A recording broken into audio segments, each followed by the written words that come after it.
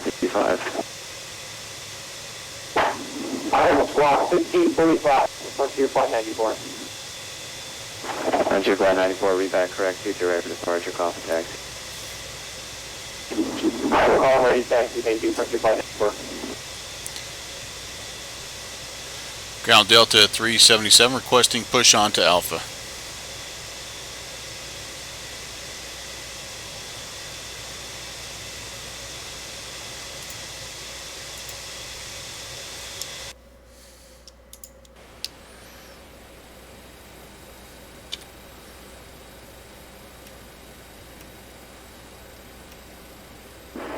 American 291 Heavy, you can give tower a shout on 119.1, take care.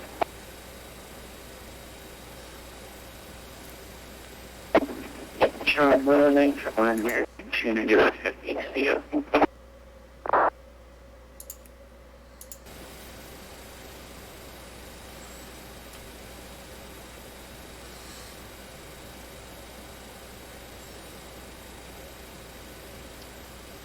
Ground Delta 377 Terminal Bravo, we're ready for push on to Alpha. Delta 377 Heavy, I thought I gave it to me. I pressed the wrong button. Push to start on the Alpha is approved, face away from the city. Alright, push on to Alpha is approved, face away from the city, Delta 377. Alright. I don't know how to do that.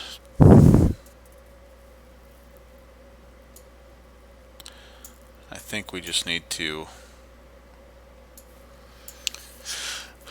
we're kind of that, the city's up here, right? Yeah, I think so. I think we're gonna just go straight back here and hope for the best. I don't have a tug. I thought I had, well, I'm learning GSX, and what I'm learning is that it doesn't work as universally, ooh, take the parking brake off, as I thought. So yeah, a little bit of a learning curve, with this aircraft also, and but I felt like, what the heck, why not take her?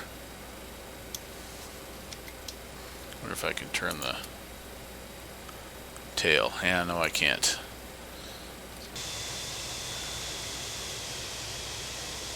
I don't know how far back I should go. That's probably plenty far. Yeah, we can only, we'll beg for forgiveness. Going to 22 right, so it's a pretty simple taxi. And ground Delta 377 ready for taxi.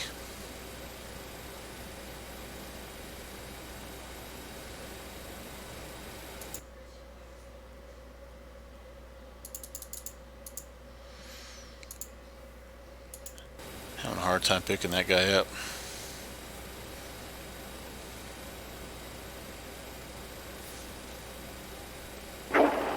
Must have hit the wrong button again. Delta 377 Heavy, runway 22 right, taxi by Alpha, Echo, and Charlie, cross runway 31 right.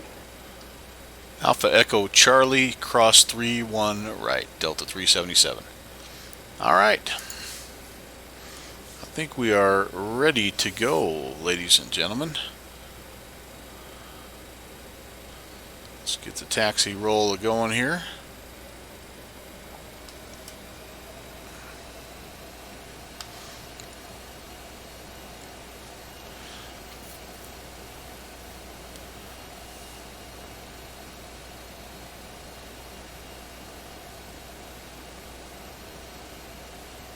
Still have a little bit of work to do here as far as the setup goes.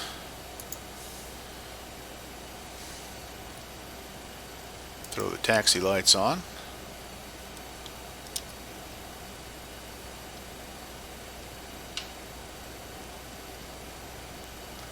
Need to get over to Echo.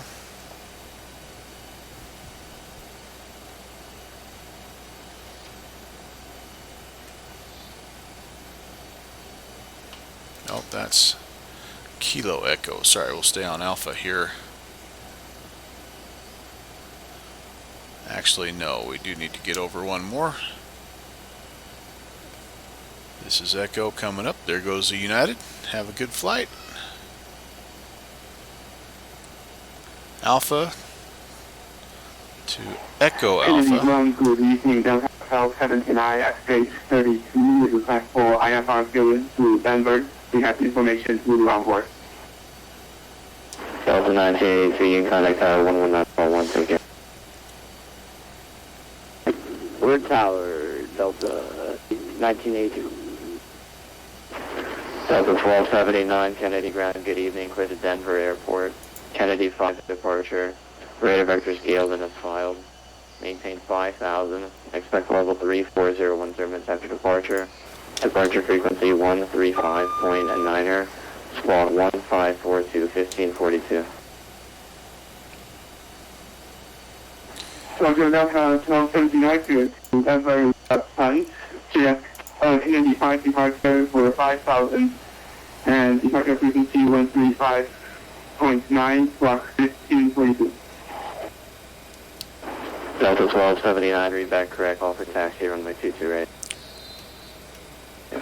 Call for taxi, runway 22 right, Alright, altimeter set. Flaps 15. Alpha. I heard quantity 26 heavy calling. On the 6026 request pushback start. On the 6026 heavy, push and start on the Alpha is approved, face southeast. Push on the Alpha, face southeast, corner 6026. So that's JetBlue 1013 checking in. So JetBlue 1013, Delta Alpha, ready to taxi, we can take 22 right outside of the available. JetBlue 1013, unfortunately it's not Kennedy ground, runway 22 right, taxi by Delta and Charlie, cross runway 31 right. Charlie across the runway, JetBlue 1013. Alright, we're looking for Echo Alpha. Should be the next right-hand turn coming up here. A little angle across 3-1 right. And then on to Echo. And JetBlue 1013, when you get on to Charlie, give way you're going to give way to a DC-85 at taxiway Echo, and you're going to be in sequence behind him.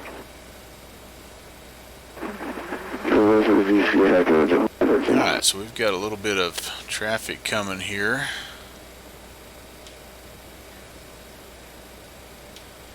Looks like he's coming my way.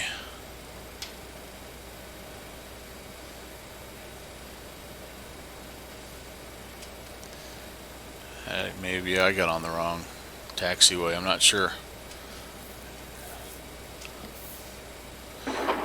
Delta 377, heavy can cross 3-1 right at Charlie, and the JetBlue off to the left should give way to you. Okay, we're going to cross 3-1 right, and we see the traffic, Delta 377. Okay. I thought he said cross at Echo initially. He's on Charlie. Maybe that's what he's talking about. Alright, well, we're going to go to the end here because we need every last inch. Although not too bad. I think our VR is 125. So that's not too difficult. Alright, let's pick up our first make sure we've got the Huguenot VOR tuned in here, 116.1. Okay. We'll be able to sneak by that guy, okay. A little bit overcast, hazy in the New York area. Ooh, man, not a lot of room to spare.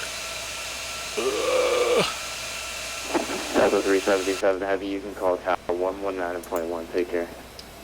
Contact Tower, Delta 377, we'll see it. JetBlue 1013, you can also call Tower 119.1, take care. 1910, let's see if I can get that.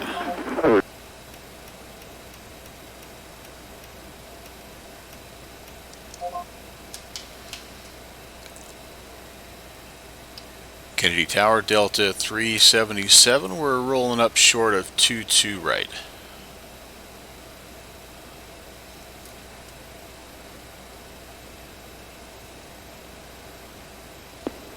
Tower, posture not controlled again.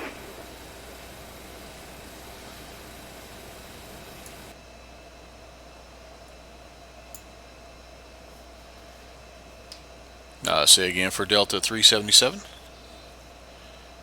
Kennedy Tower, 1910. 1013, when we took right on way.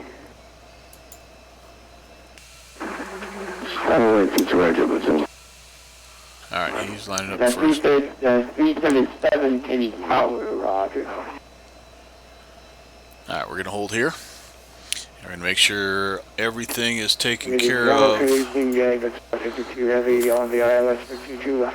Okay, before taxi clearance. Flaps are set, controls, check controls, right? I think we did.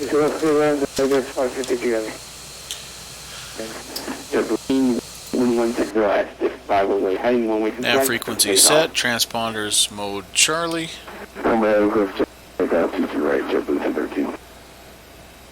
Taxi lights are on. Actually, we need to go. 377 heavy, way 22 right, not wait.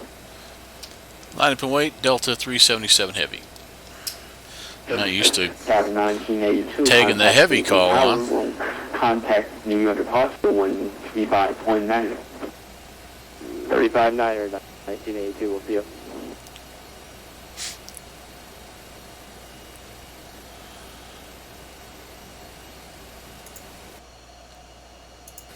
Let's see here. 35.9er, that's going to be our same departure frequency. There goes the JetBlue.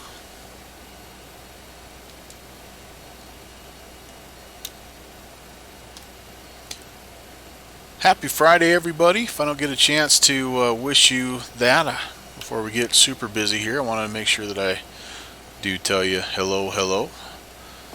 377 heavy, runway heading 160 at 612 right for takeoff. Runway heading, clear for takeoff 22 right, Delta 377. Should be a fun one into Minneapolis. 13, contact New York Hospital 135.9. A little bit of a longer one for us. 3 hours or so, but it's part of the Light Up America Friday night op, so we should have good ATC all the way. Okay, heading is set, and we are ready for wheels up. Let's go flying. Advancing the power.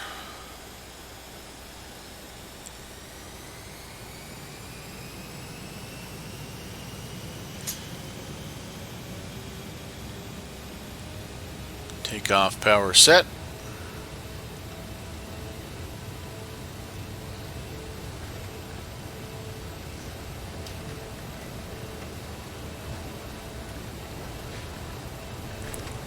Airspeed is alive. 100 knots. V1. And VR. Wow, we didn't need the extra length. Baby took off like a Skyhawk or something. It's a positive rate. Gears coming up.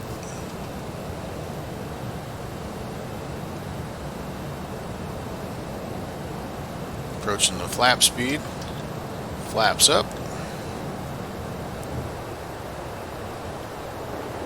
That 377 contact New York departure 135.9. 3590, we'll see you, Delta 377.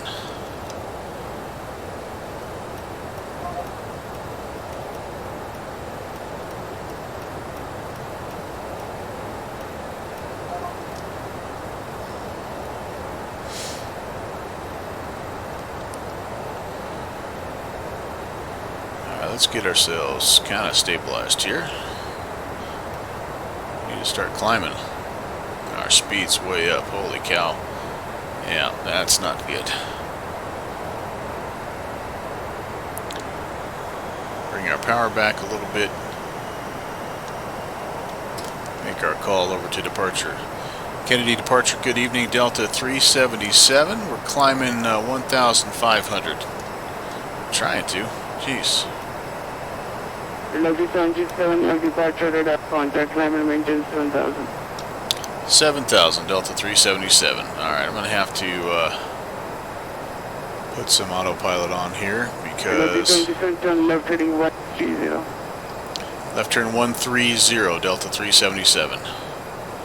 Alright, let's... boy, now we're climbing like a bat out of hell. We're gonna stall. We better... What the world is going on? I'm not gonna make it far, guys. I'm gonna crash before we even get going. Wow, that was really weird. Alright. Lovely 27, turn left being 050. Left turn 050, Delta 377. Alright. Yeah, we're having some issues here, folks. Delta 1982, direct waiting. Direct to Delta 1982.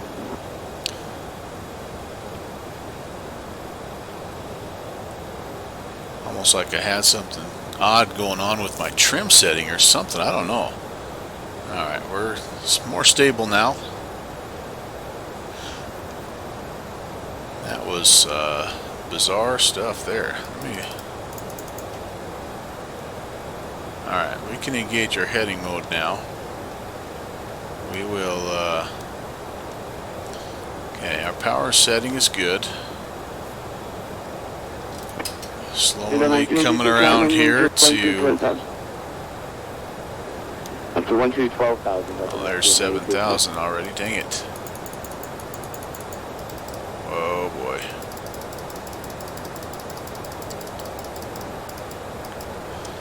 I'm a little high there, guys. Yeah, rocky start, to say the least. I'm still not coming. Why are we not coming around to the 050 heading, boys and girls? Say again, Delta 1982. Delta 1982, contact me of center 12532. 2532 with you, Delta 1982.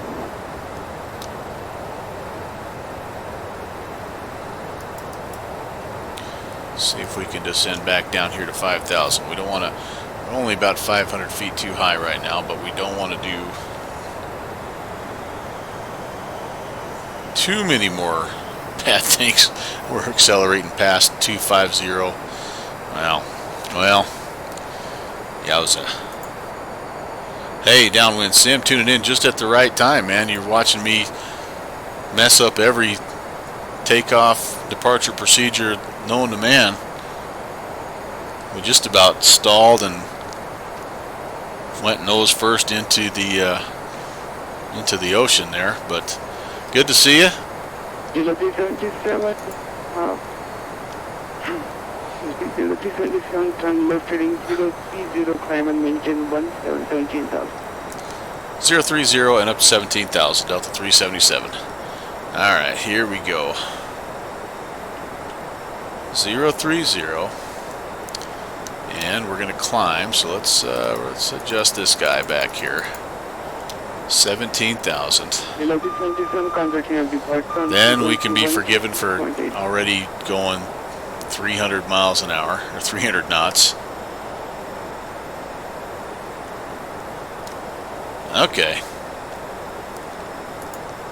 We managed to keep it in the air downwind. Alright, so let's adjust here. We can go ahead. We're going to increase our rate of climb. That should bring our speed back to where it needs to be. I actually need to, I really powered back there a little bit ago. I really need to be closer to. Alright, 370.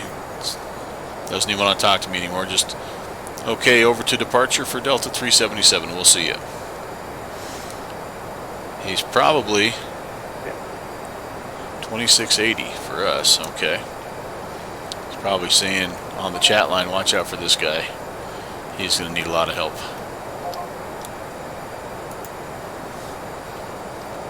Kennedy departure, good evening. Delta 377, climbing 8,000 for 170.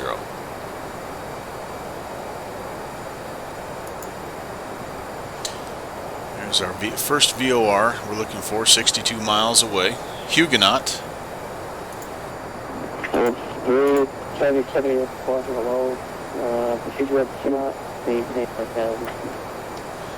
Direct Huguenot and maintain 17,000, Delta 377. All right. So we need to, we're just going to tune it in direct. It's right there. We're going to come around here and get her fairly close. One thing I've noticed with this plane is if you engage the localizer navigation too early, it has a tendency to kind of S-turn back and forth. But if you get it fairly well on the correct heading, then things go a lot better in terms of stable flight. Alright, we're only climbing about 12 to 1,500 feet. That's actually pretty good. We're way below our max power right now. Just kind of bringing that up slowly so we don't blow right through the 250 like we did on takeoff. But yeah, downwind, I hope you're in the air somewhere enjoying the Friday night ops, or just I saw you were hanging out over at Slant Alpha's channel. Maybe you had a chance to jump in there and fly a little VFR with him. Looked like a fun leg to fly. Congratulations to Rob for 1 year, man. That's cool. All right, tune in the localizer and continuing our climb to 17,000. Our speed looks much better. Can actually feed a little bit of power in. Once we get stabilized here, I'll let you see what the routing is. Like I say, it's Light Up America, so 12532 Delta 377. See ya.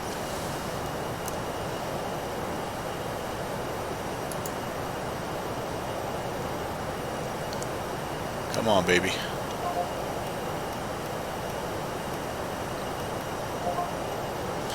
Alright, 12532. I think we are on.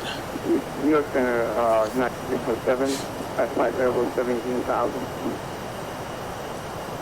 Yeah, 617 New York Center, good evening. Cross Cameron at maintain 11,000, 250, now Canada 3008. Can increase our speed. Cross Cameron at 11,000. And that is distance. Right, 1222, contact Washington Center, 133.72, good night.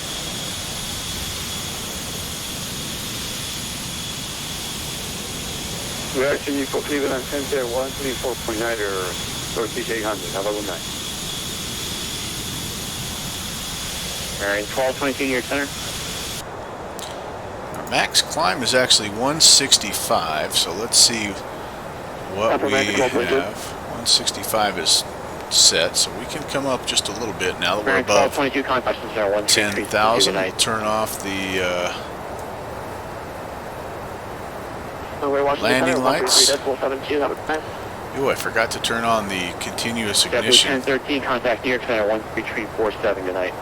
Alright, yeah, I do have that turned off. All my pressures look good here. New York Center, good evening. Delta 377, 11,500, climbing 17,000.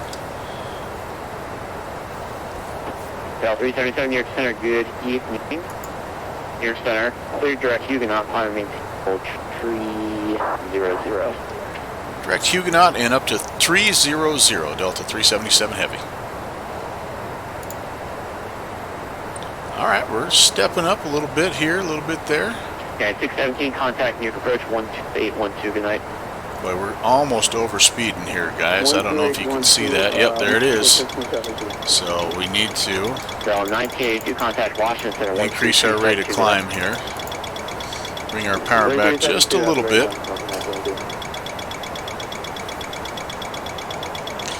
So much to manage in this girl, I tell you what.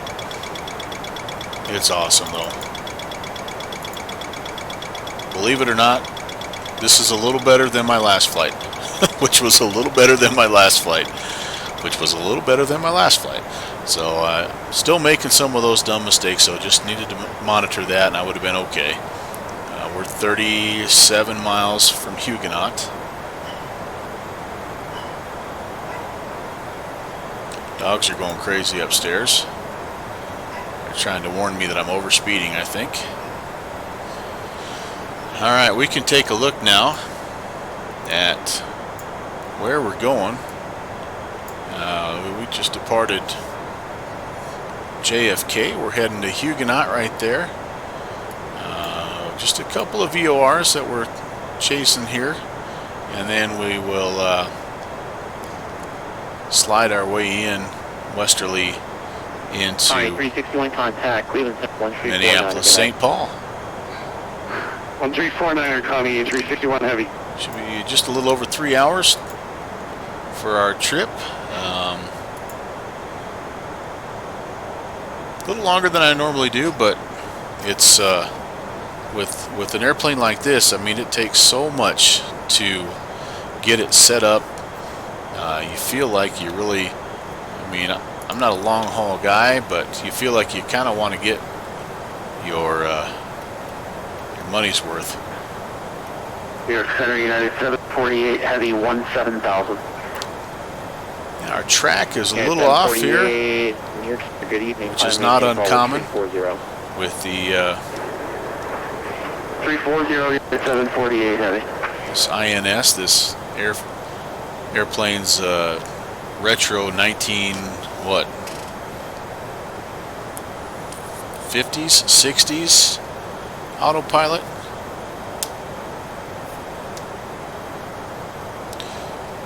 Downwind says he's not flying yet, but hopefully in a bit tonight. Yeah. Yeah, it's a fun way to spend the night. It's been a good day here. Hopefully it's been great wherever you're at. Just been chilling, hanging out with the grandkid, hanging out with my mom, hanging out with my wife. Just doing family stuff. Had a nice 4th of July barbecue. Did the burgers and bratwurst thing and all that fun stuff yesterday. Ate way too much, of course. Paying for it today. But, you know, it's the American way, I guess. Alright, so we've bumped our power now back up close to, get it back up there to our max climb. Keep an eye on our speed here. And naturally, the higher we get, oh, and we're past transition altitude here, aren't we? Let's take that thing down to 29 or 9 or 2. The higher you get, the harder it is to climb, and so we'll lose airspeed as we go. We actually have some documentation that comes with this aircraft. Let me show you. Maximum cruise, max 0 flaps. So we got max cruise. We'll get all that stuff here. This is all stuff you have to enter in by hand, by the way. Which is kind of awesome.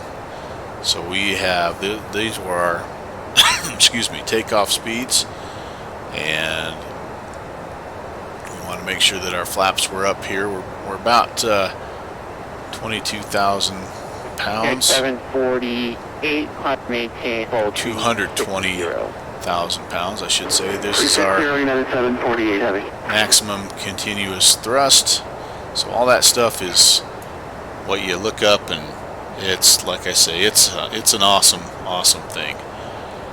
It's a good, I mean, it's a PMDG cold and dark type of setup. And it's a good 30 to 40 minute setup, you know, before you even start an engine. But so worth it. Maintain forward 340.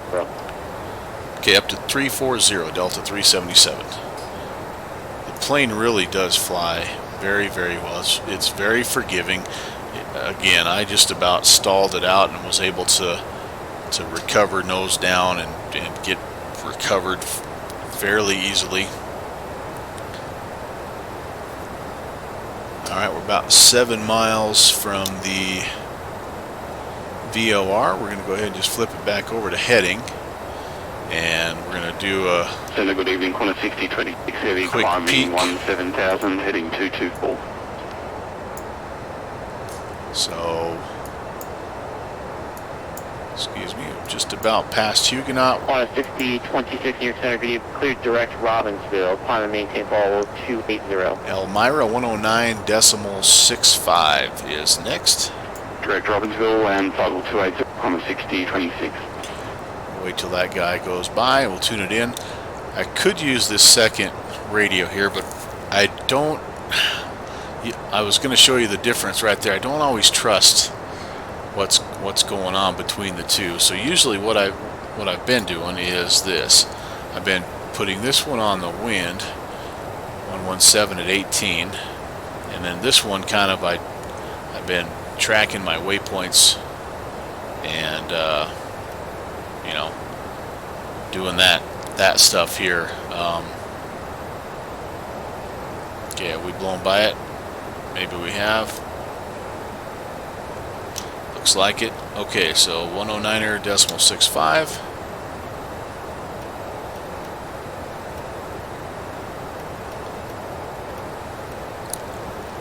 And we're a little too far away from that guy. Well, we can track the INS here. This is, oops, this is what I'm still learning, is how to use the INS. Should have flipped over to number 2 automatically for us. Alright, we're going to, oh boy, wish us luck here. We're going to pop INS. We're going to change that over to,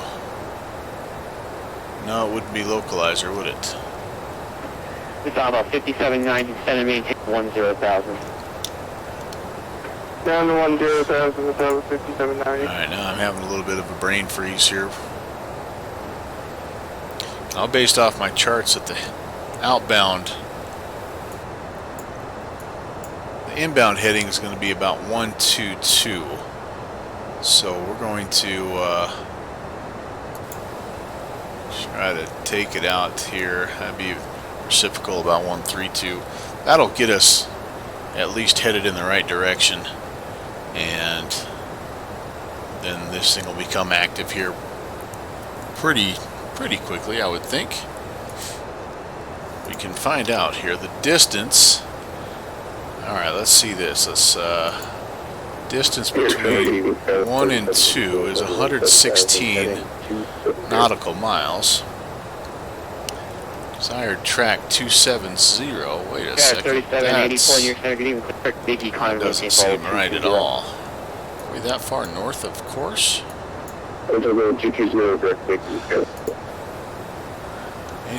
Interesting. Okay, we've got something. INS is picking something up here. Let's see if we go back over to radio. No. It's out 5790, contact Philadelphia for 128.4, good night. 128.4, the South 5790, thanks.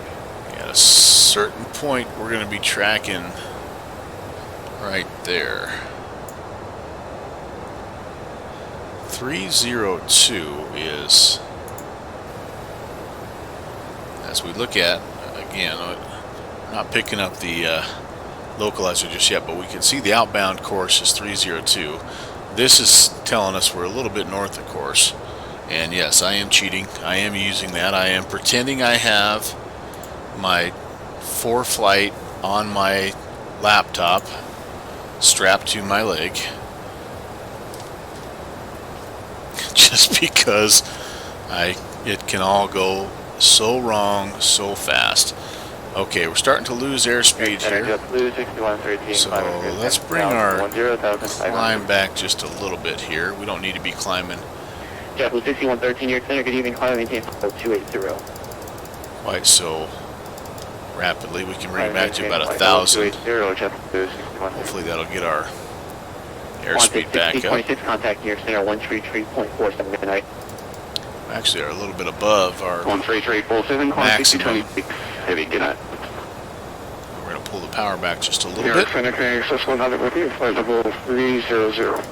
And we've got a long trip, so we don't have to be into a hurry. Express or 100 near center, good be in a hurry to get up to our cruise altitude. Also, we can be patient. 1486, 17,000. Midtron 1486 near center, good evening, climb maintain level 280. Outside temperature right now, negative 20. I'm guessing we'll be kind of in that negative 20 to negative 30 range, which will give us 377, climb maintain level 340. Correction, 380. okay up to 380 Delta 377. All right, there you go. There's our. That'll be our final.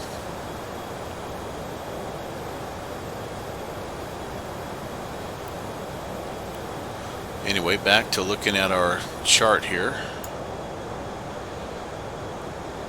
I'm guessing we'll be negative 30, and we'll be up here close to 40,000. So, you know, somewhere in that Museum 361 contact near 185 to 187 range. That'll be our maximum cruise. We don't have to go that fast, but we can get up that far if we want. But for now, we do need to respect the climb, 165. Express 100 cross Jersey and maintain level 280.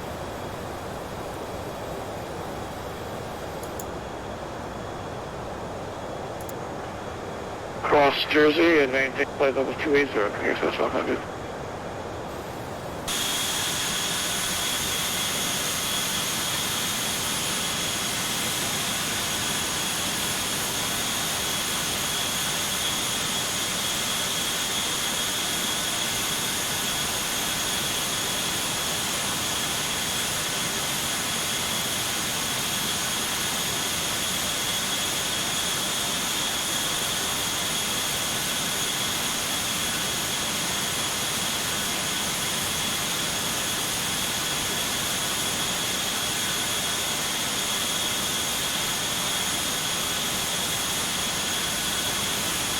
I think about the old days of Flight Sim 98 or whatever, what we wouldn't have given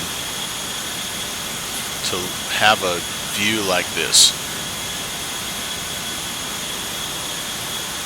We have to be so appreciative of all the hard work that people have put in to make our sim experience what it's become, which is just absolutely amazing.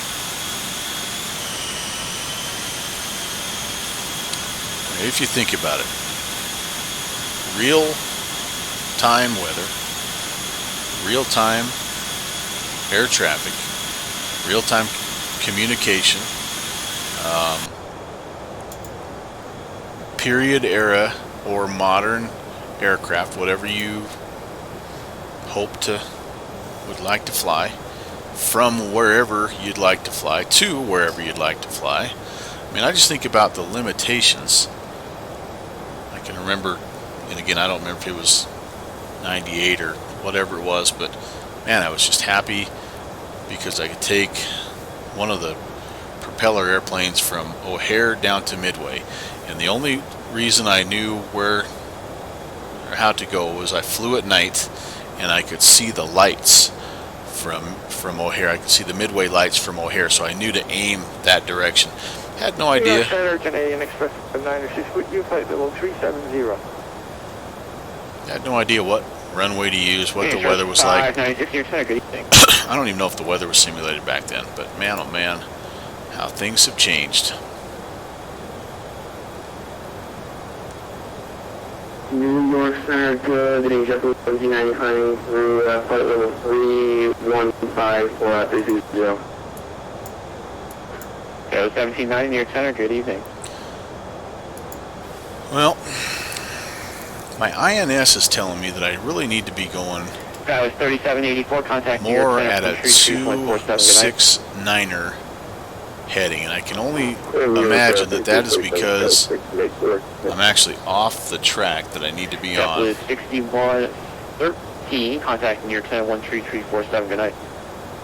So we're going to just bump that over a little tiny bit. 133.47, JetBlue. Again, this is what I'm seeing. This is what I'm talking about. We're a little north of course. Yeah, it's 748, contact I think Cleveland it Center, wants us to get back down here 134.9er. and get on this Juliet 132 airway.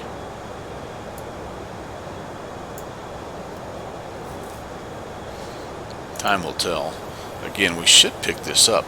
Now, again, I'm trying to go through the documentation while I'm flying this thing, but I don't use the INS often because I'm just not as comfortable with it, but I should be able to. I've got it on. 748 New York Center, contact Cleveland Center, 134.9er, good night. Got it on waypoint 2. Cleveland 339, we'll see it. I've got INS selected. 349. I'm going to give it a try. I'm going to pop it over to auxiliary nav and just see what happens here. And we're sliding a little bit to the left, which maybe we're heading over to pick up that jetway. If that's the case, I'm cool with it. If we stay in this turn for much longer, I'm going to have to go back to heading mode, which be okay also. Looking at my Navigraph charts to see I'm getting pretty close to the airway. Hopefully we'll level out. Maybe taking us back to this. Yeah, I don't think that's working like I thought. I'm doing something wrong. But that's okay. We're on the back on the airway now, and we'll right ourselves and get ourselves back on. Actually, now we may be a little south of the airway, but the INS is part of this airplane that I am still learning how to work with. I have all of the information entered, all the waypoint information. Express 100, cross. That's where we're going. And maintain Okay. hold 220. This is where we currently are. Cross Copes and maintain flight level 240, Express 100. Again, the distance from 1 to 2 is we're 116 miles away. About 20 minutes is what it's supposed to take. Wind right now is 51 degrees, just a little over 8 knots. Wonder how accurate that is. Let's take a look here. We are coming up. Whoops, I have 38,100. Let me check on active sky again. Now let's just make sure that we're live mode. So we're climbing through almost a 360. So, oh yeah, that weather. 48 and 8. Yeah, I must have something configured incorrectly, because that's a big difference. Oh, well, I'm doing distance and time. I'm not doing, so the wind 270 at 13. All right, let's see if that's a little bit better. Yeah, 270 at 14. That was down at 340, up a little higher than us at 390. 271 at 12. That's pretty stinking cool. Because again, you have to go back to the time period when this jet flew back in the 50s and 60s, and if you just think a little bit about, there really wasn't GPS. New York Center, connect 29, flight level 280. Express 029 New York Center, good evening. They were tracking all these VORs and NDBs and DME arcs, and they were making calculations.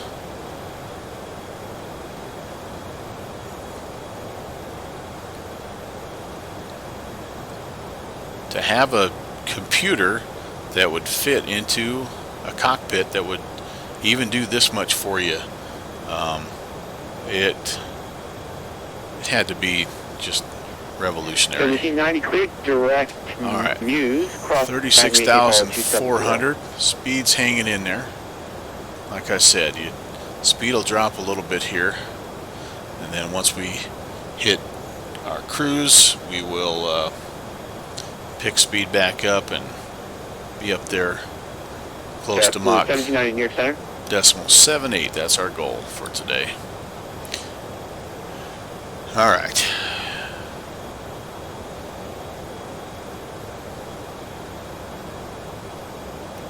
Desired track 268.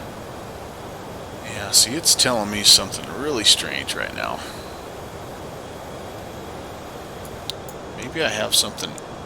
I maybe have something entered in 10965. What do I have entered in? Ah, that might help a lot of things, ladies and gentlemen. You gotta have the correct Jiminy Christmas. Alright, actually we were going the right way to intercept. I am firing my first officer, which in this case is me. Nix, how you doing, man? Nix Simulation checking in. Good to see you. Happy Friday, Captain. Hope all is well in your world. Hope you're up somewhere in the wild blue. Good evening, America. We are currently en route Transmission unreadable. Kennedy to Minneapolis, St. Paul in the Aerosoft DC-8.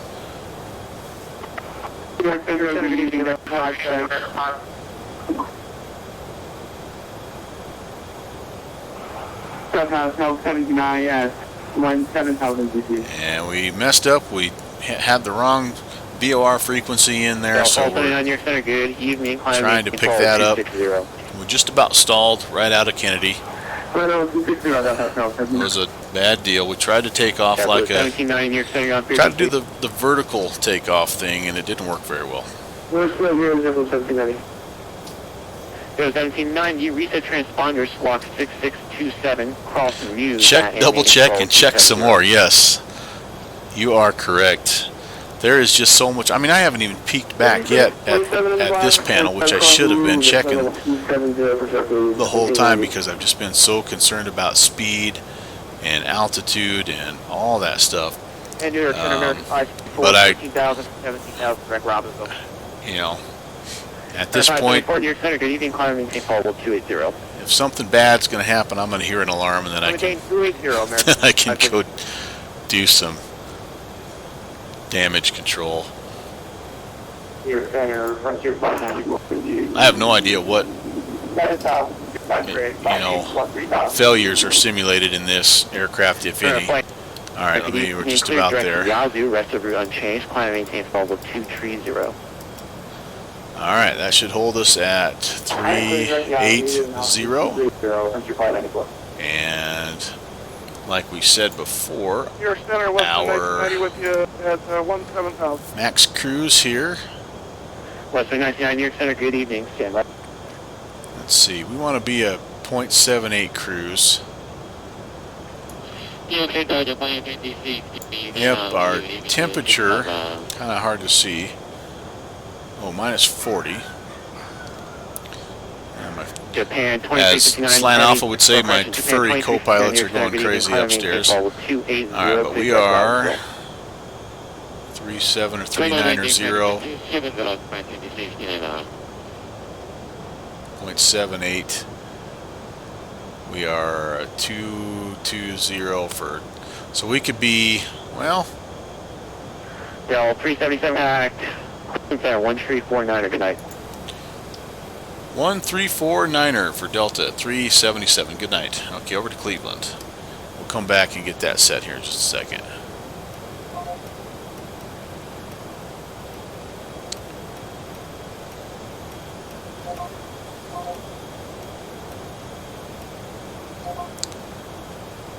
Alright, I'm looking here because I'm getting a little bit slow right now. Avoid travel 1, roger, look for the trap. So we can be 220. We're up like at about, we could be between 180 and 170 on our EPR. So let's just go change that. Kind of go on the high side of it here just to get speed built back up a little bit. What happens also on this plane Cleveland, good evening, Connor is that 626, final tends to want to 340. pitch just a little bit, and so I Contact 6026, Cleveland, have to bump it forward, and it makes you lose a little bit of altitude, but it picks up your airspeed for you. And 52, contact New York Center, 125.32. Have a safe landing. Bye-bye. once you get that going, almost like I have a little bit of a fuel imbalance or something here. Let's jump over here. All right, 70, 40, 10, 9, 11, 4, 70, 40. Yeah, that's not too bad. Let's look at everything else. As long as we're here, everything's in the green right there. We got good manifold pressure, cabins looking good. Our Delta 377, Cleveland Center, yeah? 377 checking in 380. Good evening. Delta 377, welcome. And we're having a hard time getting our speed up here. We're just pitching so far nose up right now. 10,000 for 4,000. Let me see what we've got here. Who's calling there, sorry? Hey, Express 004, we're at 10,000 feet. Again, I've for, got 1,400. altitude hold right here. Okay, Express 004. I believe the wrong person. I know try there's a calling way Boston. Not sure if that's correct. you can but hold your certainly Mach. Not me, 134.7. Get that travel Mach back. right now is yeah, we're not even 0.6 right now, Roger. so Check for I'm just going to continue to bump the nose No, down. that's probably with them. Had this happen before, and I've just kind of continued to bump the nose down. It's a little bit of a yo-yo. We kind of ride the roller coaster, but it helps get our speed up. And once the speed gets back up, oh yeah, we're getting yelled at because we're dropping down close to 370. But like I say, once we get our speed back up, it usually corrects itself. If not, I'm just going to have to fiddle with the trim as we go. Dazing checking in. Hey Dazing, what is going on? I did overshoot the VOR. You know why? Because I didn't put it in. Because I'm too busy looking at the other stuff. I'm 11 miles past. Oh my gosh, you guys. Alright, oh yeah. I'm not that far off course. Holy cow, what in the world? Alright, here we go. Heading. Yeah, let's get it pointed in the general direction here. And it can happen, like I say, just that fast. It can happen just that fast. We are going to Dunkirk, 116.2, and we're going to try to get that in the correct way the first time. 116.2. There it is. And yes, indeed, we are a little bit off. Let's see what our departure heading should be. It's not wanting to show us on Navigraph. Well, you know what? We're so far off right now. We're just gonna tune direct to Dunkirk and just hope ATC doesn't yell at us too much. Pretty sure if they have a list of guys, with a little star by their name, said he'll screw up at least 5 times per flight. Contact Chicago Center, Yeah. 121.27, bye-bye. Pretty sure my name is on that list. 121.27 for 949 and cheers, good day.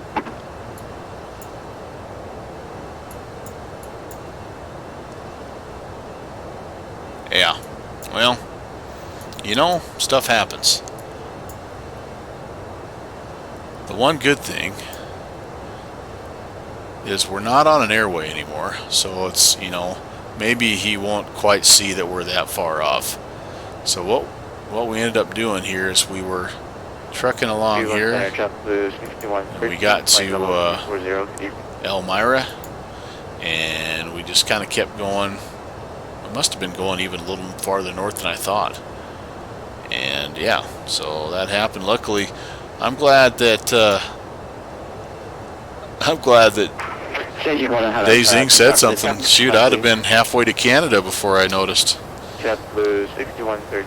Okay, meanwhile, 6130. Cleveland, hello. Very warm welcome.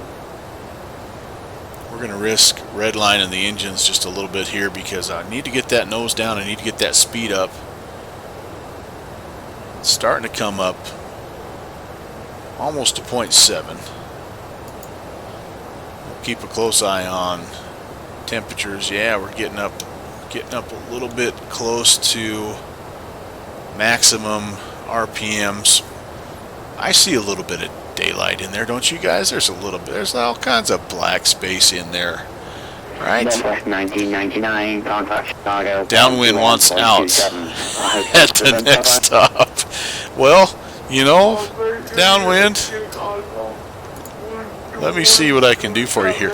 I could open one of these two doors and you could parachute out the back, I think, if you wanted to. Just make sure you really tuck and roll at the end, I think. Or actually tuck and roll as you're jumping out.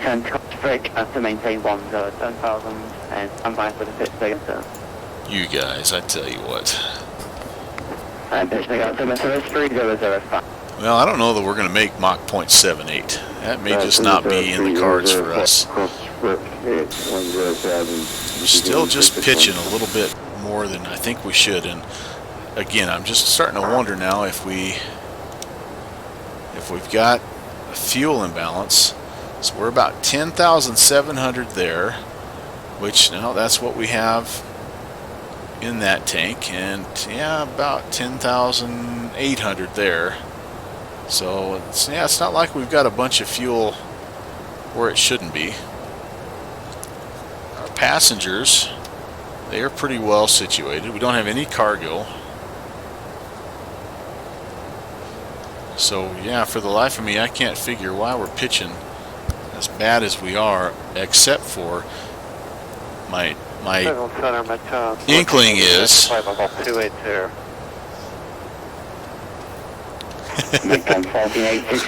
read Dazing's comment. He says the first time I streamed in Flight Slam, I had no idea what I was doing. So it's kind of like me all the time.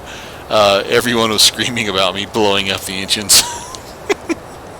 Well, like I say, I see, I don't know about you guys, but I see all kinds of room between where we are and Redline. Now we're going to disregard the fact that that we're supposed to not be over here. That's our max cruise. We're going to disregard that just for a few minutes as we just creep our way up to where we see. Look at that. You see the nose coming down a little bit? Yeah. Anyway, I'm well within the. That's exactly right. Well within the tolerances. Yes. Oh heck. Anyway, I think what I probably did. This is what I should have learned last time this happened to me. I looked like one of those speedboats going down the lake, man. My nose was so dang high. But what ended up happening is I tried to climb too quickly, and I lost that airspeed. And then the auto altitude holder, you know, this guy right here just kind of kept the nose up to maintain my altitude. So you just can't be too impatient, I think, on the climb out, and I'm thinking that's what I did. All right, 62 miles. We are getting closer to where we need to be to actually pick up that VOR. We're going to just double check things. Oh yeah, look at that. Dunkirk, right? Yep, 116.2. after Dunkirk, going across one of the Great Lakes. Which one is that? Is that that's not Michigan, is it? Lake Michigan? You know what? It'll tell me here if I change this to world map. Lake Erie. Yeah, I thought Michigan is more kind of over there, yeah, by Chicago, right? That's Lake Michigan. Yeah, that's the big one there. Okay, that's almost a better way to look at the map anyway. Less busy. That's what you'd see if you're sitting in first class, right? That little view right there. Have you picked up Navigraph charts yet? Downwind? Were we talking about that last time?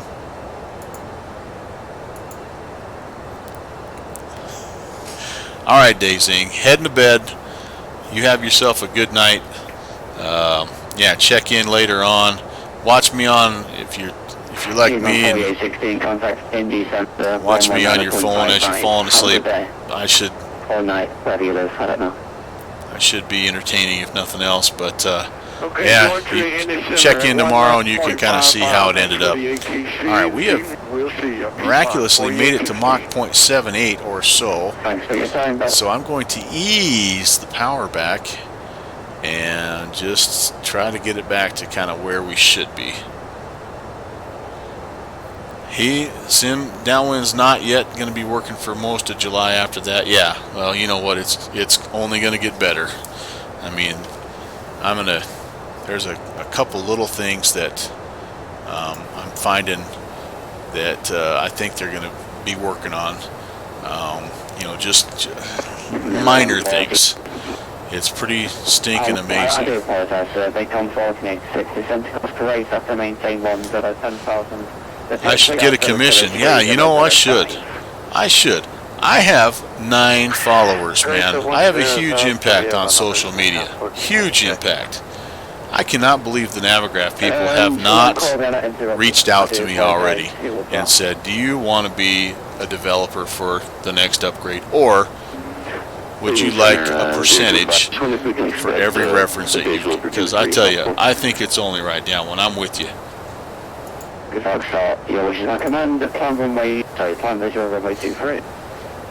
I do is buy another one of these old aircraft. I think I need a DC-6 now. 502 Fox. That's an Embraer. That's a 300 Phenom. JetBlue 1017, contact Indy Center 119.55. We'll see you. What's the map look like tonight? I think it's going to be a little more spread out than it has in the past.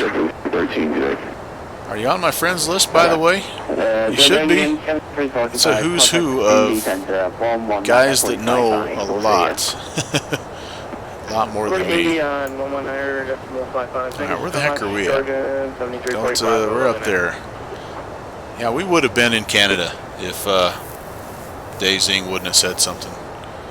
But yeah, we're trying to skirt here, and I was really hoping good that Minneapolis, St. Paul. They're not one. Do you want 02 Fox to maintain 1,000? They're not one of the airports that's part of this Friday night op, but they're a fantastic airspace, man. They have a lot of guys online a lot of the time.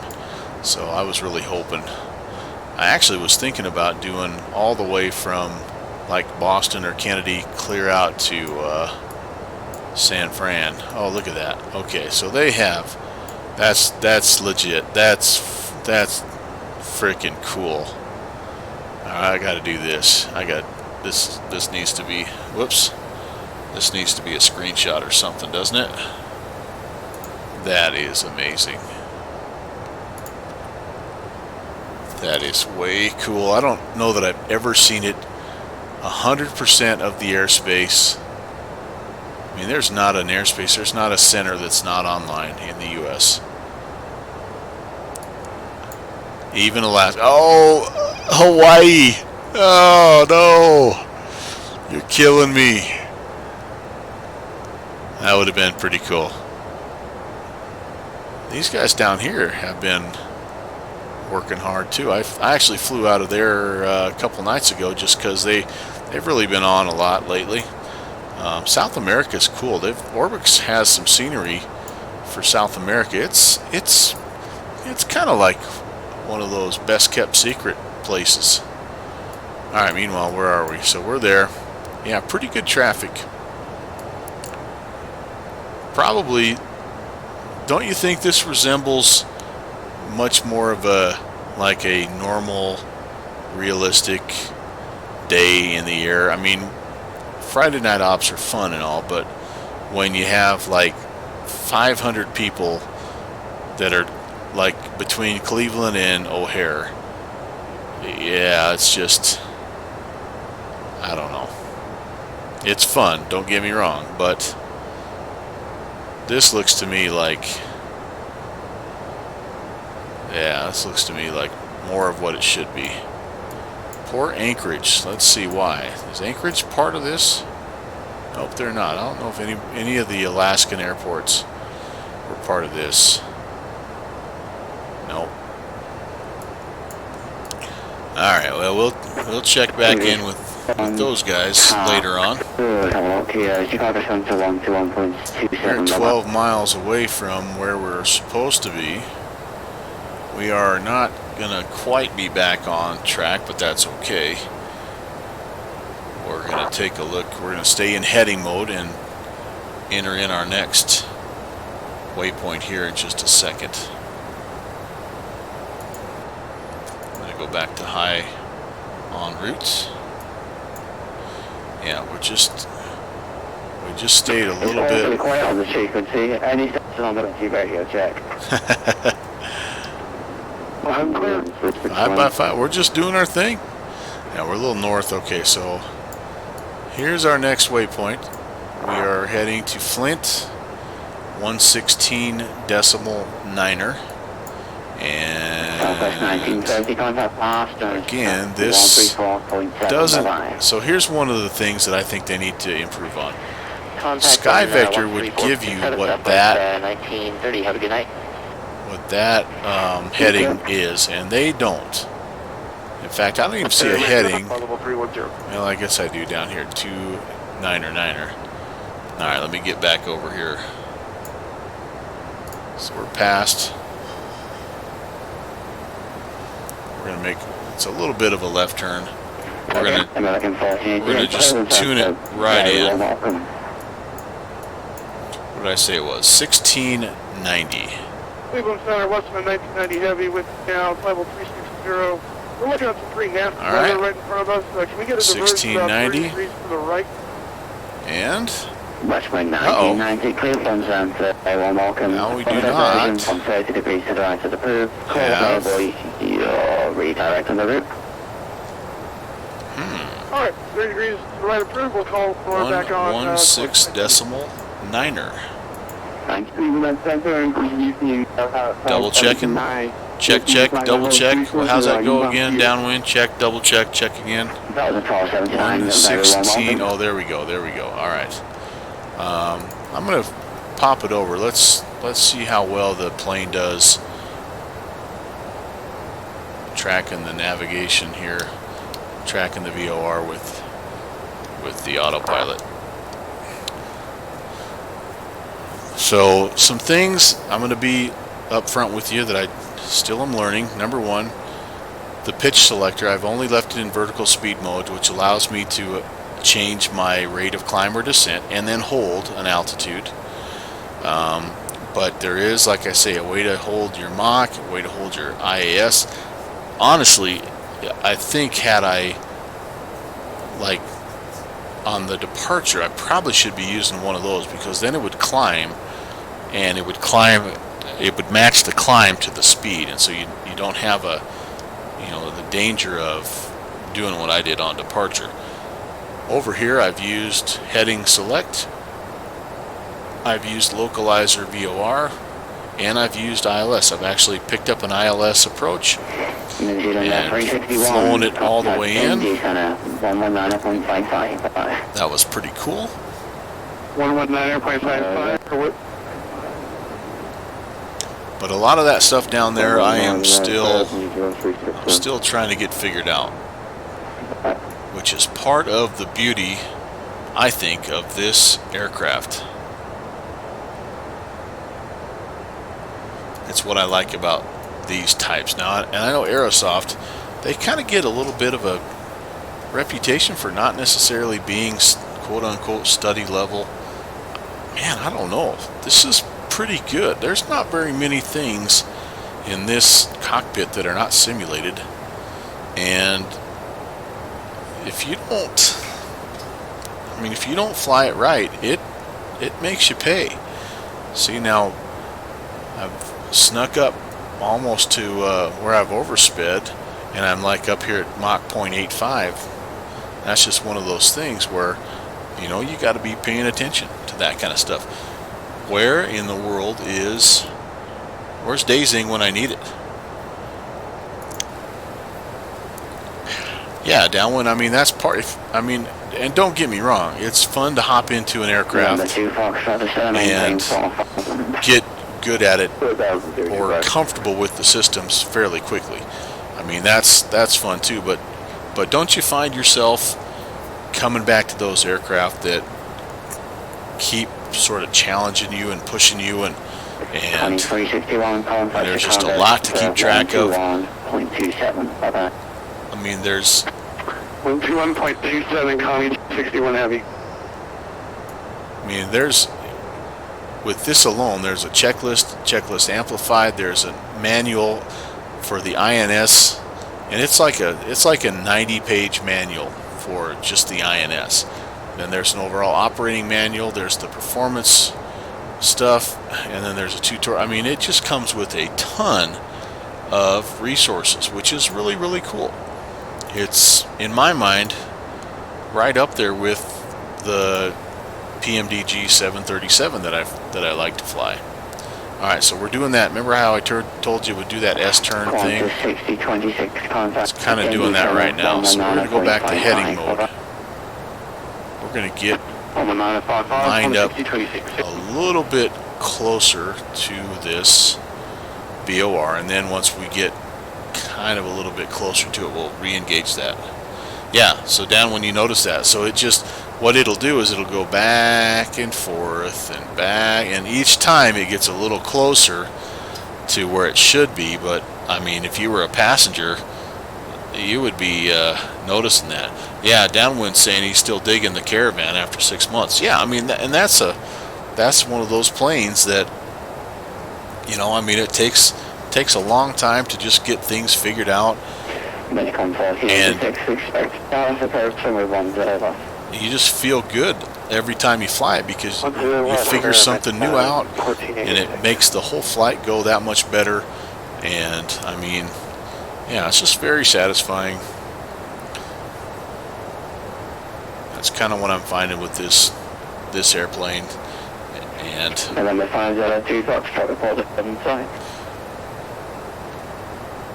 Alright, so we'll get closer to be lined up here, and we'll see what happens. What's my Navigraph maps saying here? It's saying I'm quite a bit south of course. I just picked up that guy's British accent there for a second. Did you hear that? What the heck? Yeah, it's saying I'm south of course here, which is, that's what this is saying also, but it's not saying I'm that far south of course. And again, since we're not on an airway, we technically could just tune it in. Let's see what happens if we hold it right there. Because the nice thing about that, about engaging the nav mode, is it will kind of compensate for the wind, and, you know, keep your nose pointed in the right direction without having to fiddle around too much with it. Okay, so there we go. We're getting ourselves back. We're under the max power setting, the max cruise setting.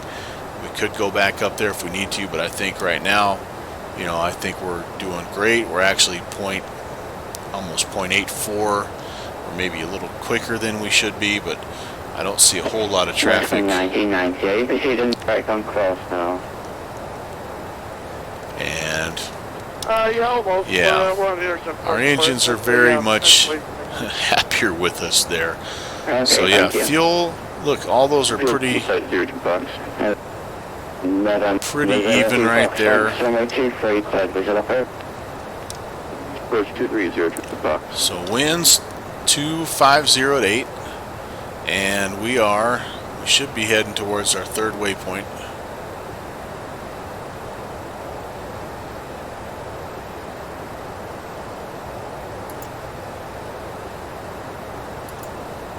Whoops. 2 to 3. Should be on a 284 course, which is, yeah, that's about where we're at. 270, 280. I'd say we're maybe more like 285, 86. But that's our desired track. Yeah, it's 351 contact Minneapolis Center. And our distance here, this is a longer one. Oh, wait a second here. Okay, 133.4, latitude 351. Thank you for ATC as a quaint. 103 nautical miles left, so about 13 minutes we'll be making that turn. Yeah, this is saying 133, so we're a little off. As I've read in the documentation, that's not always uncommon. Look at the traffic. Let him to traffic on board. Thank you, guys. It's 461. Traffic will be at 12 o'clock shortly, 12 miles. He's 1,000 feet below you. Should be no factor. Have the traffic denied 461. At 748, contact Minneapolis Center 133.4. Bye-bye.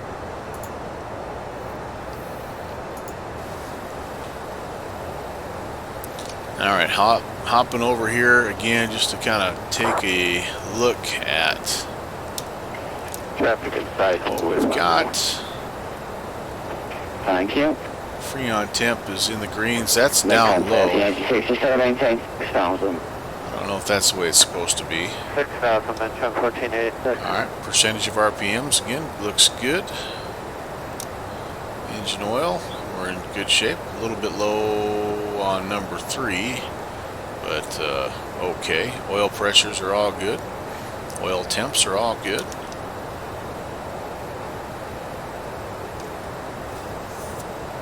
Haven't messed around with this really at all.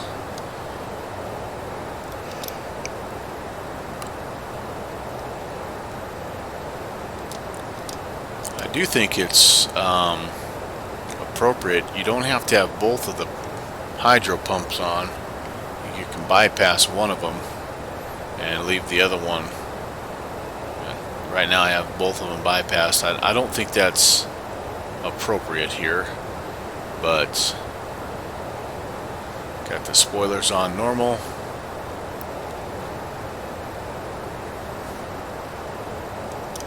Yeah, there's just a lot of systems. I mean, this stuff up here, these are not simulated, but all this stuff up here is. I mean, there is not much on this that's not simulated and does not have an effect of some kind. Stepping away for 2 minutes, I think he said. Wow, there's a handoff directly from Cleveland to Minneapolis already. We must be getting a little closer. Oh yeah, we're not doing too bad. We are right, where are we? Right there. So yeah, we'll be cutting the corner. We're following these guys here. 747 800. He left Newark. Kyle did. And then there's a 75. That was the route I was thinking about doing, Boston to San Fran. That's yeah, that'd be fun, but we'll be happy if we can get ourselves into Minneapolis, because I'm looking at the weather here, and that might be a little bit of a challenge in and of itself. So we will find out. find out what we're made of. Alright, so I think we've locked on this heading a little bit better. Again, our speed coming back down. We do want to try to get it back down, I think, to 0.78 if we can. There's no need to be in a hurry. We've got pretty good space between us and the aircraft ahead of us, so I think that's good to keep. I have no idea. If they ask us to hold, I'll have zero idea how to do that. 400 for 10,000. I do see somewhere here, 3171 clear on this has a hold. Proceed direct from Motor City, Where does it have it? 360. Straight for City, 360. But I only saw it kind of in passing. It's 360 and there's no ATC speed restriction. A hold. But I don't think that's, in just what I read, I don't think that means like a traditional hold procedure like you would see in a more modern aircraft. I think that's kind of a hold direction or hold altitude, one or the other. Sorry, who called that? 2 Foxtrots, they're 2-3 on Delta. 2 Foxtrot, thanks. Okay, it looks like you're parking the VFR. Progressing, so it's Delta Quebec. Sorry, Delta 3 Quebec to the ramp, cross runway 3. Delta 3 Quebec, and cross 32, 02 Fox. Alright, I need to step away from the flight deck for just a moment. I'll talk to you here in just a second. 119.55 for just 6113 tonight.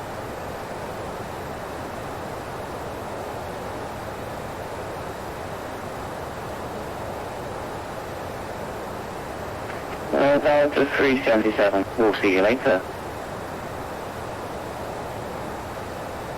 Moving Center Frontier Flight 41360 for 380. Frontier Flight 2141 cleared on Santa. Hello, welcome to the B.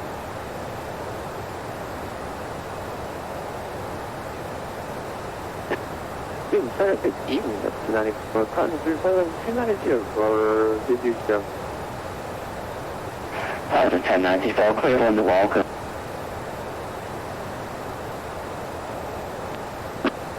Derek up to 94. I said welcome, sir. Ah, well, thank you very much. 94. No problem.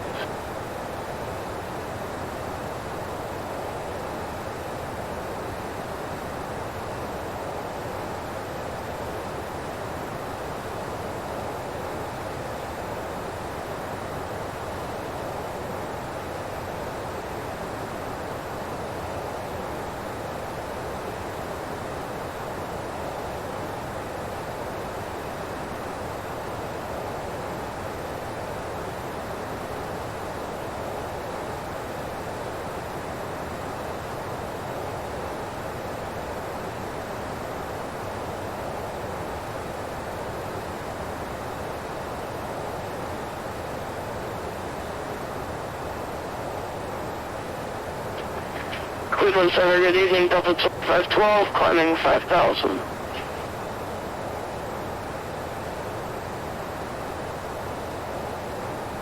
Delta 2512, I said break Delta 1279, contact Toronto Center. Our frequency is on 125.77 level.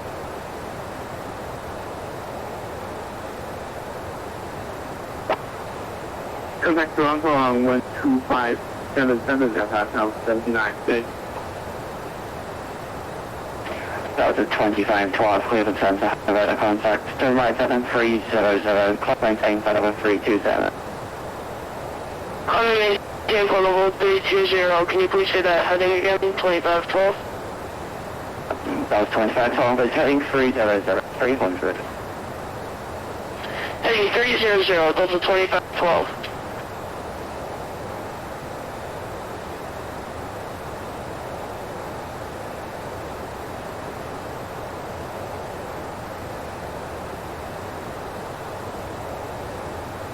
Midcon 1486 is going to maintain 4,000. November Midcon 1486.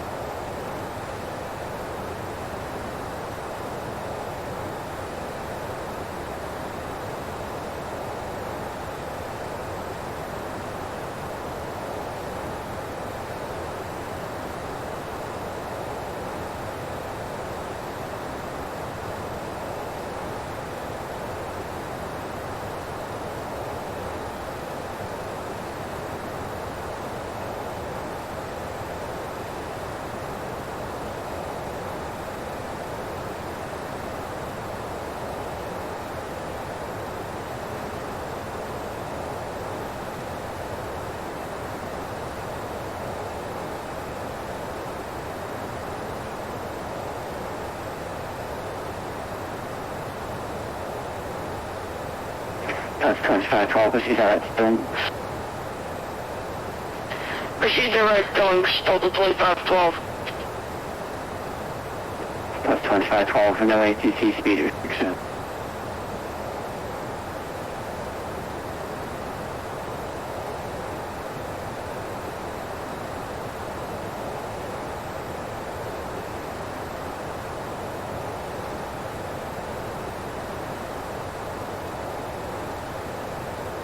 Onboard 501, contact Boston, 134.7, bye-bye. 134.7, onboard 501, have a good night.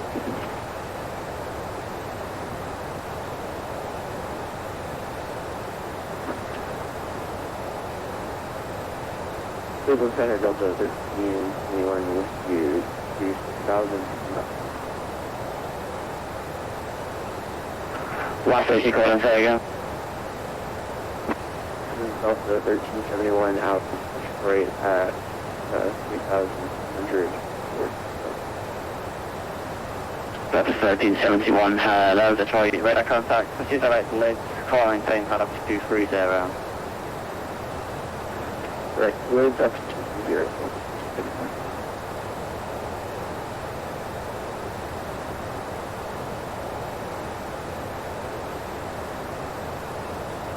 Midcon 1486, 10 miles from Stowe to heading 120, maintain 4,000 to this person to that's only one approach.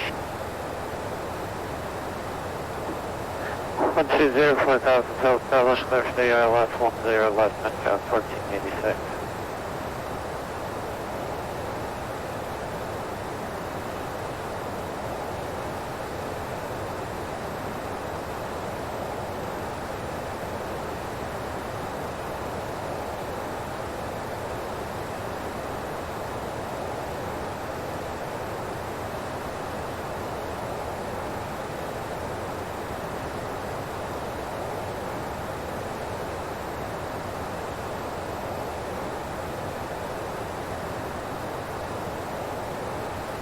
And we are back.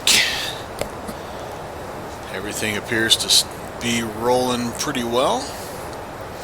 Check back in with center here. And Center Delta 377's back on frequency. Looks like we are still on course. Haven't jumped outside very much today. Let's take a look-see. Hey, look at that. 3171, contact Chicago Center.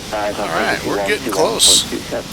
After Flint, over to Badger, 1640. And then we begin our arrival. So, hey, we're getting there, folks. We are getting there. Weather's hanging in there. Airplane's flying very well. Downwind's got some corn on the cob going. So he's back and forth. Big fan of corn on the cob. Anything with butter, I just feel like it's worth eating.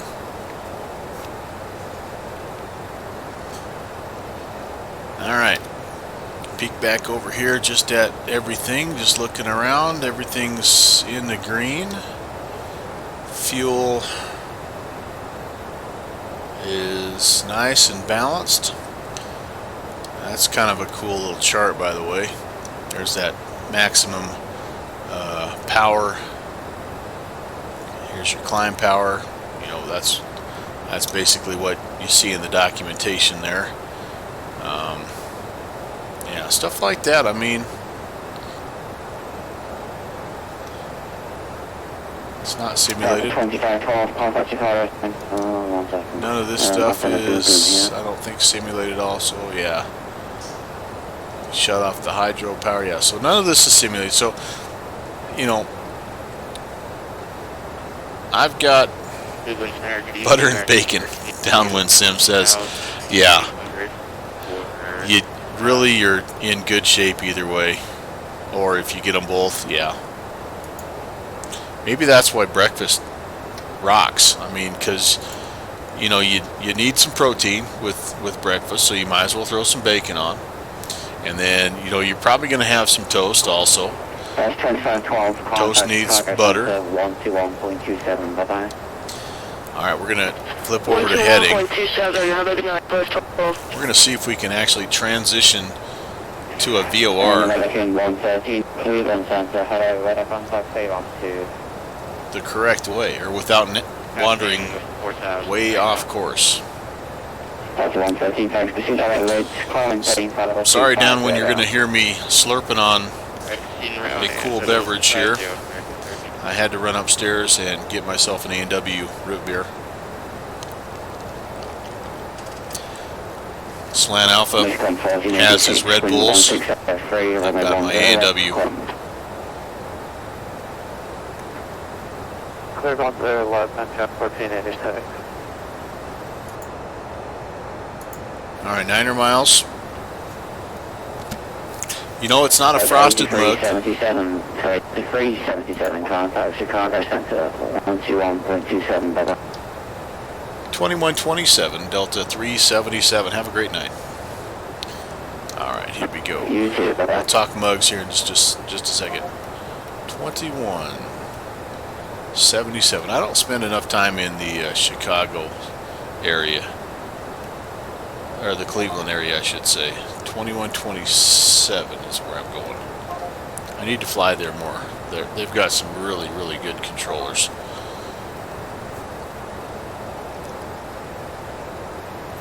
Okay, I need to report my position here a little bit better than I did last time. Chicago Center, good evening. Delta 377 Heavy, flight level 380, 6 miles from Flint. Delta 377, Chicago Center. Alright, as soon as we're already by it. Okay. We're already by it. Here I was thinking I was going to do a proper VOR exchange. And 1640 is tuned. Trying to pick it up, trying to pick it up, trying to pick it up. Why aren't we picking it up? Why aren't we picking it up?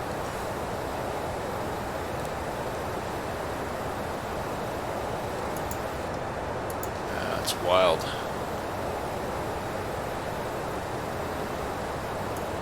Alright, taking a look at the charts here. Let's see if we do have, this is kind of nice. We do have an outbound course. Well, not really. 284 is north of where we're supposed to be, so until that guy comes into I'm gonna say like about, oh, there it is. Yeah, we were so far north that the track wasn't even showing. Alright, there we go. Right about due west here. Let's take her out there. So, not the best transition in the world. I got to get better at that. Looks like I'm going to have to make another flight later on. Darn. Yeah. So anyway, back to the mug. No, I don't have a frosted mug, but my kids brought home this really cool. They just went to Denver to celebrate the 4th, kind of a little getaway. My son and his wife, I should say. And they brought home this Denver Bronco kind of, it's like a metal, almost looks like a wine glass, but that's what I've got it. I've got the, should have washed it, I guess. I didn't. I hope it's rinsed out a little bit. Ah, well. And if you hear me choking or something, sound like I'm being poisoned, downwind, I need you to report to the authority that they need to check this Denver Bronco glass, because that's what did me in. Practice 1315, contact Kansas City 125.72. Hey, what the heck? You know, here's the deal. When and my grandson is teaching me this. I'd forgotten about this. A guy ingests a lot of dirt every day, whether it's on purpose or on accident. I mean, he's one of those kids that loves to play in the dirt, in the gravel, pick up rocks. He's 2. And, you know, inevitably, what's going to happen, right? You're going to get a little bit of dirt in your mouth, on your hands. It's just going to happen. So, you know, it's all part of building up that that bacterial resistance to, you know, all that good stuff, right? We all used to do. That's what we always did. The old oil and hydraulic fluid brake dust. Tommy 361, we were direct out, or Yeah. hopefully Oscar. I can really taste the brake dust in this.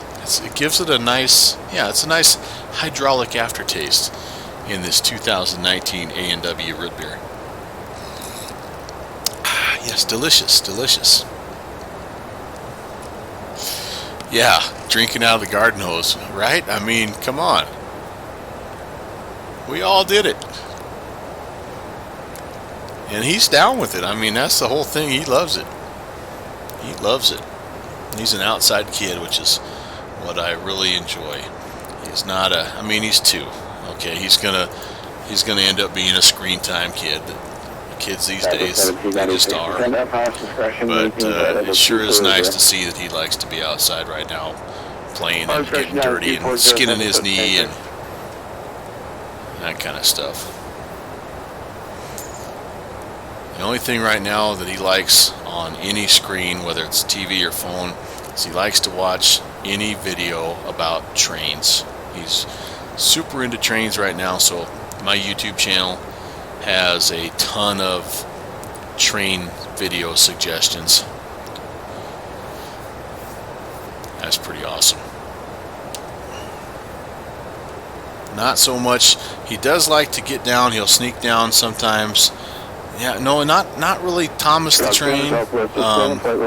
He's not really a big cartoon kid right now, which I thought. Yeah, the great. I thought so too, but not yet. He's kind of like, if it ain't the real thing, Papa, I don't want to watch it. So I think he likes the horns and really likes the steam engines, sounds of it. But yeah. 718 across the river at flight level 200.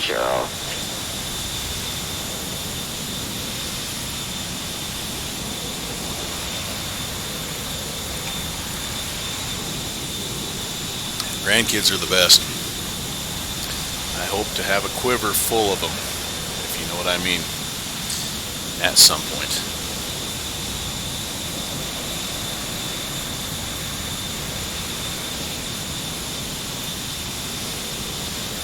Well, I probably should start taking a little bit of a peek at the approach. I might as well let you guys look with me. So let's close out the Kennedy charts here and let's open up Minneapolis-St. Paul. Let me show you something real fast. So I just discovered this, the arrivals, you can click on the eyeball here and it gives you all the arrivals, and here we are, we're coming in. And so as I was flight planning, I was able to look at both Kennedy and Minneapolis-St. Paul and see what arrivals and departures were going to be appropriate. I think for us, I think we're on the whatever this U9er. Oh, my dogs are going crazy up there. What's going on? Yeah, the Eau Claire 9. I think that's kind of our path in here. But I thought that was kind of cool. So, but go ahead and I don't know what my dogs are barking at. They must think they're going for a walk or something.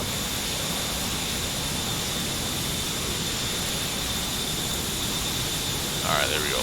Open charts list. So we are going to be, let's overlay it, Eau Claire 9 approach. Yep, they're going crazy upstairs. I think somebody must be taking them on a walk, man. They get so excited. Let's see, we're going to hit Badger here in just a little bit. And looks like we need to be down to flight level 180 here after Badger. All the way into Eau Claire. And then a little bit of a left-hand turn, 281. We need to be down to 11,000. And then that takes us direct to Minneapolis. And so we'll probably get from Eau Claire, we'll probably depart that, but there may be some radar vectors that we get and some altitude restrictions and speed restrictions there as well, because I'm expecting a 30 left approach. Let's just check the weather. We don't have any ATIS just yet. Yeah, so the winds are, well, do they use runway 4? I mean, I know it's there, but I hardly ever see anybody using it. I would guess with the winds, well, maybe they'll bring us around and have us use one of the 12s. I guess we'll find out. Approach will tell us that. It's not a hard change for us to make.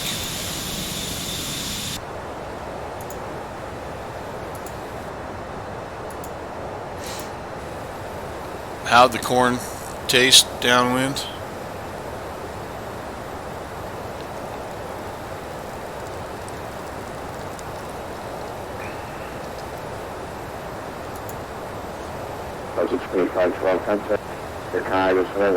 Must be up. Grabbing a second helping. 134.87, good night, Delta 2512. Yeah.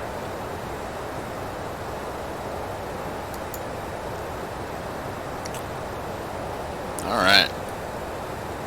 Oh, just about finished cooking it, he said. Just had myself another sip of the A&W. I'm trying not to slurp too much. This microphone already picks up every smack and sniff and mouse click as it is. Alright, so let's see here. Let's just double check. We're heading to our 4th waypoint. We should be on a 256 heading. And contacting 134.9. wait a second, are we on the 4th? Are we heading to the 4th or the 5th? Maybe we're heading to the 5th. I better double check my notes here. Heading to Badger. That's our 5th one. Sorry, that's the wrong waypoint.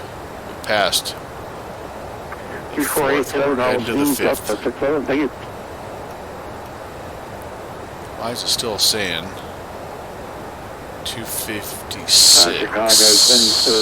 Good evening, United 461 Heavy, maintaining flight level 60. Interesting. Interesting. United 461, Chicago, Director.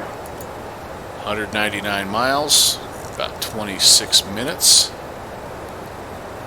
That's way off also. I wonder what I'm doing wrong here.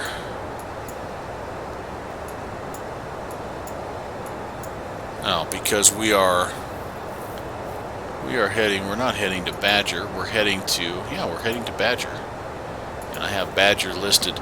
So I'm looking at I've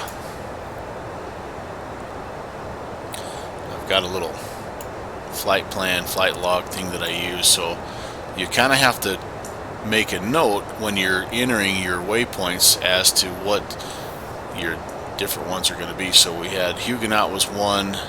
I don't remember what ULW was. That was Dunkirk. That was Flint. We just passed Flint. We're heading to Badger. So we're heading to waypoint 5, which is what I have entered here. Our distance from 4 to 5. Oh, the total distance. Yeah, that makes sense. We've been past. Request leave cockpit for 10 minutes. Yeah, we've been past Flint for quite a while. Thank you very much. United 461. Yeah, so here's what I'm looking at. So you can actually click. So there's Flint, there's Badger. You can click this leg and it'll tell you information about it. So yeah, it's a 200 nautical mile segment. So that actually does check. Yeah, we're starting to now, Southwest And 1796. the heading. I can just be advised, you gotta reach about 6,000 feet and about 60 miles before you live.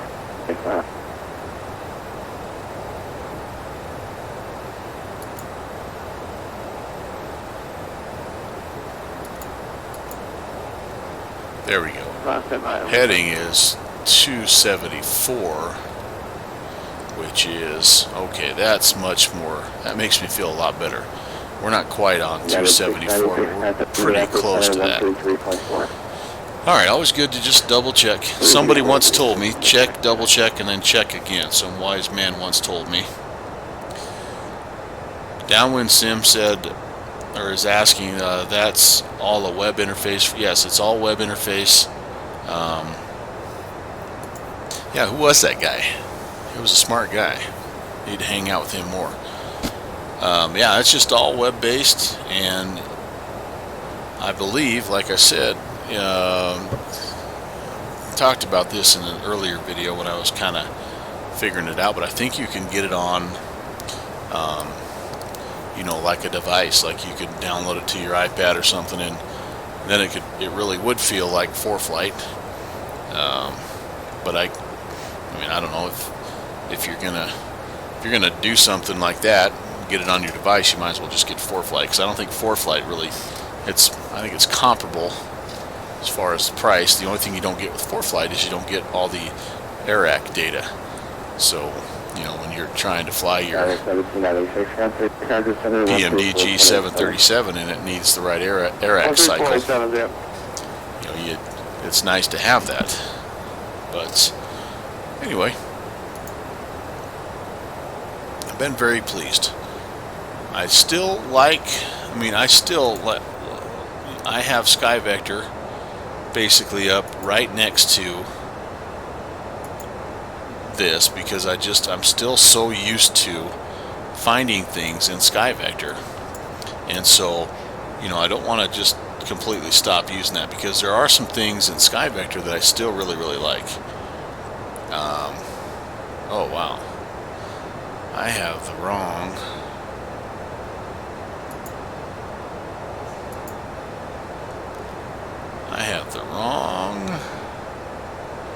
way wrong. Holy cow. Okay, I'm gonna have to bear with me here for 1 second. I'm gonna have to go all the way back up to, hopefully somewhere along the line the guys have talked to each other and they have changed this around. That was my filed route,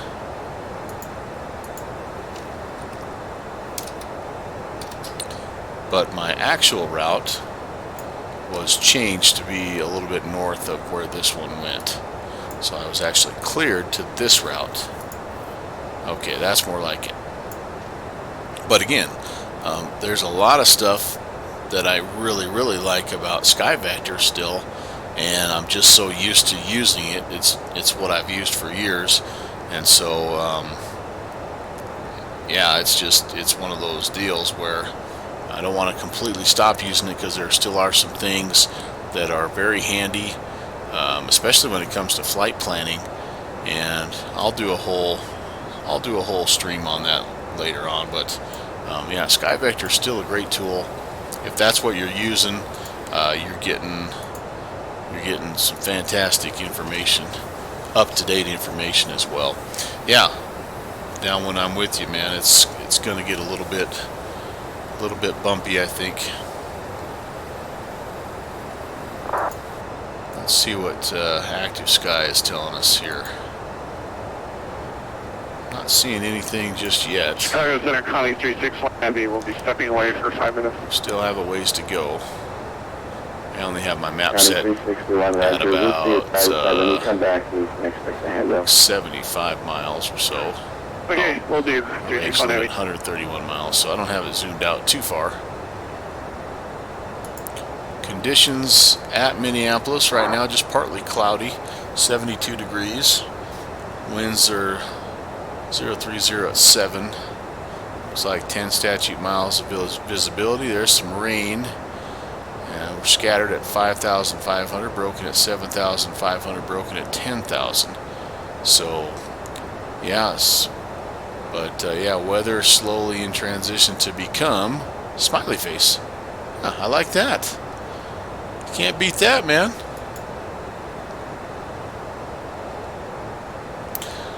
Yeah, now when I'll do maybe I'll try to do one of those here this weekend, because just a comparison of flight planning, it's what I'm finding it's almost a whole different mentality, and it's been kind of fun to do both. It's I don't know, I'm not bilingual, but it feels a little bit like you're speaking two different languages. And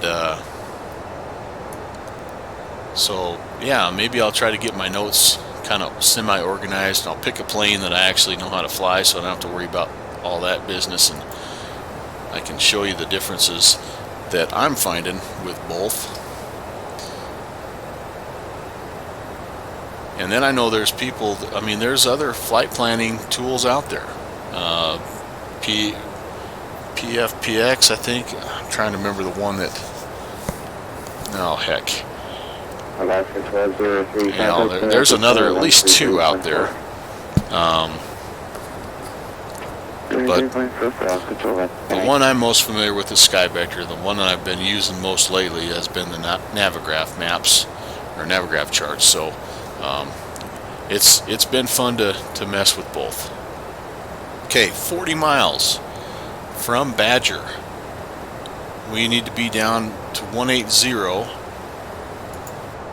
I'm gonna wait and let ATC give us that descent clearance. We're gonna look at descent checklist.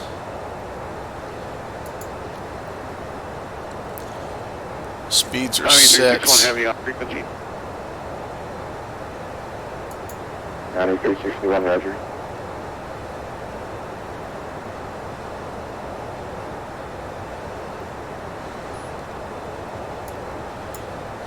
Alright, might as well walk through this together. Our landing speeds will be a flaps 35, and again our weight, we're about what are we right now? Down, we'll be about 200,000, I think. I will confirm that with SimBrief. Where'd you go, SimBrief?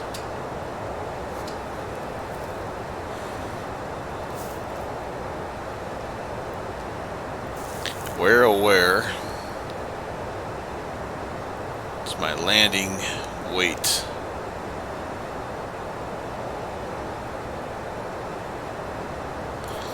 Here's what I'm thumbing through right here. My sim brief is giving me all the information I need to know. Kennedy 5, all that good stuff. Not seeing. Man, sim brief gives you a lot of good information. Holy cow. I am not seeing though. County 361, contact Minneapolis Star 133.4. Not seeing what my landing weight's going to be. I know it's there. We're going to be around 200,000. Okay, so flaps 35. Radar 36, contact Minneapolis Center 133.4.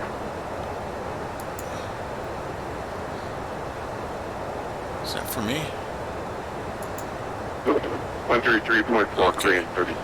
Alright, so expecting 135 as our VREF. We're going to go ahead and we're going to get rid of these guys here. I'm going to have to zoom in. That was V1. It's now gone. Guy's gone. I'll leave that in because that's our flap speed. And 135 is going to be our VREF. Alright, that's pretty close.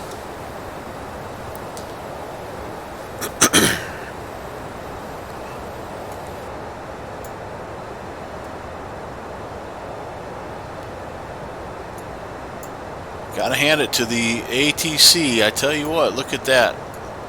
They are still rocking and rolling. Awesome. That looks so cool. And Bahamas even. Yeah. Martin's like, yeah, Bahamas. We're only Hawaii Center away from being fully 51 states worth of ATC. That is awesome. 66 with you at followable 390 going direct to Juliet Oscar Tango. Great job, VATSIM controllers. Everjet 66, Chicago, Squawk 3137.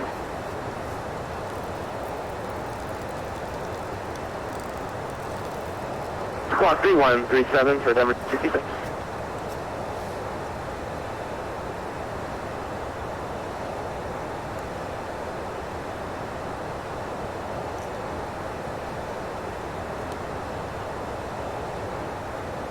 Alright. 10 miles. Closing in fast here. Getting something blinking at me here. What's going on? Alert. Alert. Don't know what that is. Alright. First thing I'm going to do is I'm going to flip this over to heading. We are going to go from... We need to start heading north to... Is this the Badger? We're heading to Badger right now. Yeah. What do we need to depart here at?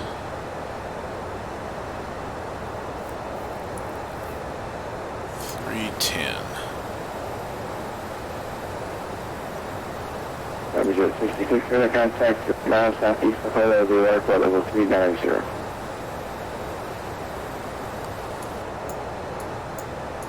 And we're supposed to be, pretty soon, we're supposed to be getting down to 180. Can I get a read on that? Everjet 66, further contact. Roger, Chicago Center. Denver.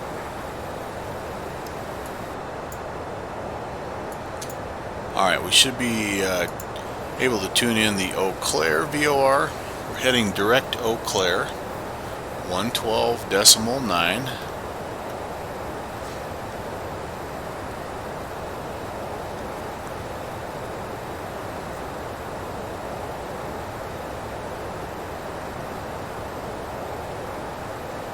Not sure why not. Haven't come all the way around. Not sure why we're not picking up that. That's interesting. We're not picking up Eau Claire just yet. Okay. I don't know why.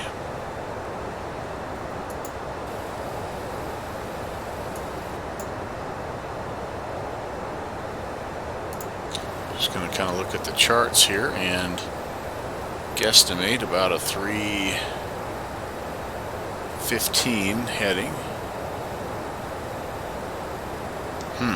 Just when you think you've got it figured out, you don't.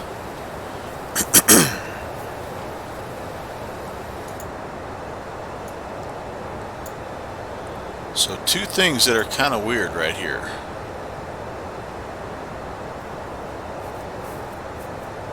Let me show you what I'm looking at that's causing me problems, and if you can see what I'm looking at wrong. So this is where we just, there's us, we just came through here, comma, but this is Badger VOR 116.4, which is what we have tuned in. So now I come up here to find the next waypoint, and I see Badger 116.4. So then I said, alright, well, so be it. I should be able to tune in Eau Claire 112.9er, but I'm not sure why there's two Badgers there. I'm going to be honest with you. So I'm just tracking the green line right now best I can, hoping that the Eau Claire comes alive here soon. And yeah, that's weird. Now, why are we blinking over here? Why are we blinking? Do I need to change to 6? Is that why? 6? What's it telling me? If I click that, what's it telling me? I don't know what that means.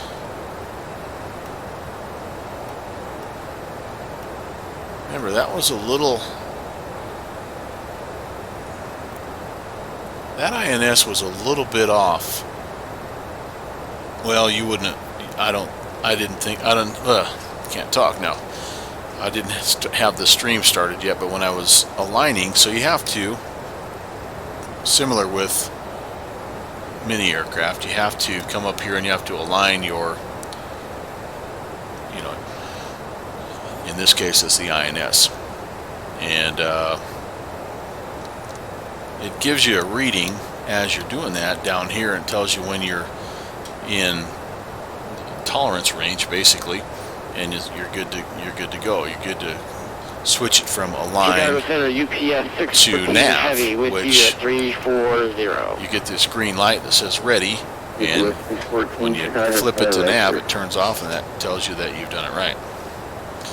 Well, they don't always line up exactly the same, and this one was a little bit UPS 614 center still off. using 04 as landing runway by any chance? Alright, we got to get down to flight level 180 here at some point. Never really ran those runways, so you could expect one of the 27s or 28. 27 or 28 for 614. I'll check in with center. Center Delta 377. That's a 377 Chicago Center. Yes, sir. I was wondering if I would be expecting a descent clearance from you, or if I needed to wait till I got into Minneapolis airspace. That's a 377. You can expect about a 340 from me, and then Minneapolis will give you further instructions when you get with them. Okay. Are we cleared then to descend 340 Delta 377? 377 is going to maintain flight level 340. 340 Delta 377. Alright, that makes me feel a little bit better. This thing is a glider. I mean, you can see the wings. It really likes to keep its altitude. Okay, decrease speed first, then start the descent. I learned that the hard way on one of my other flights. Happy 5th, downwind. Thank you so much. Same to you. It's so interesting in the VATSIM community to be mindful of, I guess, the the different holidays that you recognize and celebrate, and the 4th is definitely one of those. I mean, it's obviously for Americans, it's one of the great holidays of our country, but not so much for England. Do you want me to go So- direct haulage for UPS 614? Anyway, it's just interesting. As Americans, I think sometimes we tend to get so self-centered that we forget about stuff like that. 12,000 per And hour so for I've always UPS tried to be 614 mindful, but you know what? I think everybody can celebrate the 5th of July. It's a great day. It's a Friday. We're out. Friday night ops. We're in an old bird, trying to get down on the ground. It's been a fantastic Friday. Got a cold glass of A&W root beer.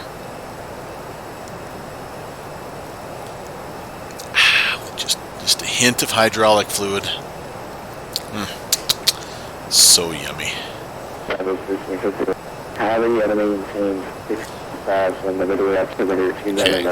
Try to keep my speed right around that 250 mark. I think we could maybe descend a little bit Taking that faster. restriction for 1551. 1,000 feet per minute is kind of an acceptable rate for a airplane this size, I believe.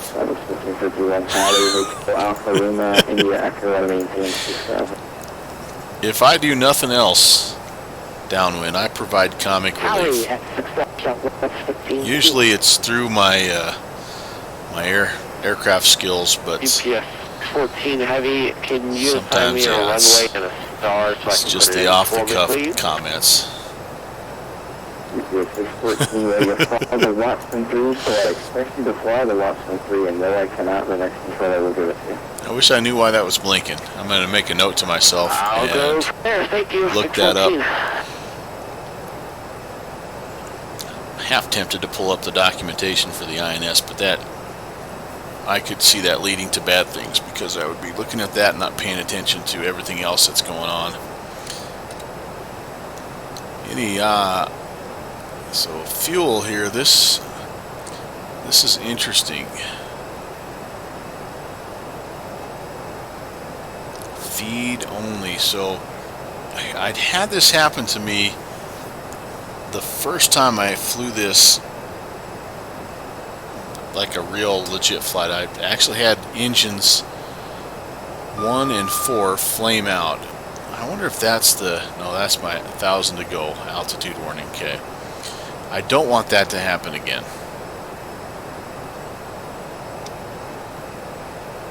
Needless to say, let me get leveled out and I'm going to take a closer look at that, and I'm trying to remember what to turn on and what to shut off.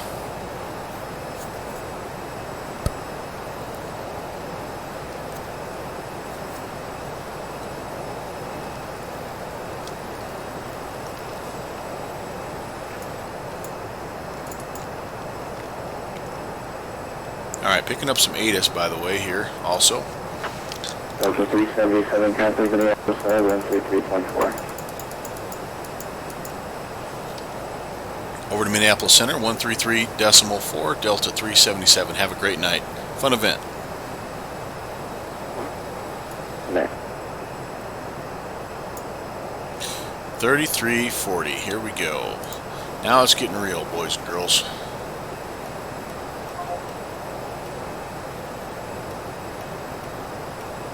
Whoops.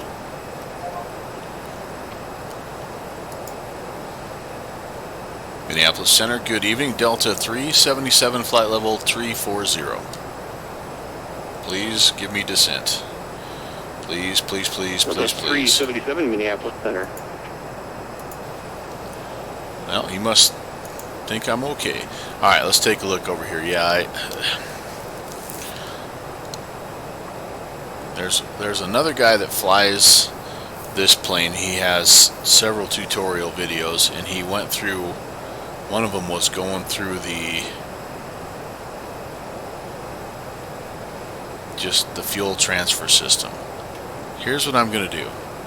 I'm going to turn this on, because what I think that does is I think that takes think if I boost, it takes fuel here and fills into here. We're gonna monitor that for like a minute and just see, oh, and that's dropping rapidly. Maybe that's the opposite of what I want to do.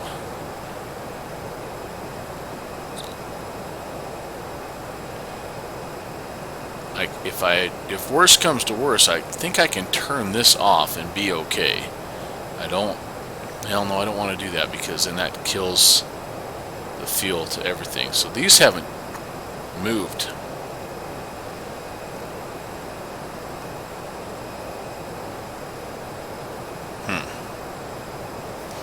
Alright, I need to fly my aircraft here. That VOR has still not come in. Eau Claire. Alright, lots of stuff going on here. I'm seeing on my chart that I'm way off course. Eau Claire 112.9, that's what I have in. It's not seeing it. I'm turning because I'm seeing on my Navigraph charts that I'm way off.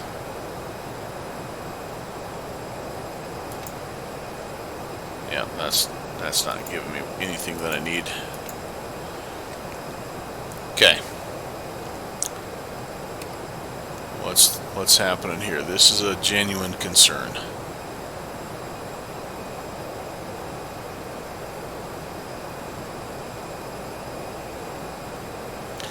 Well, that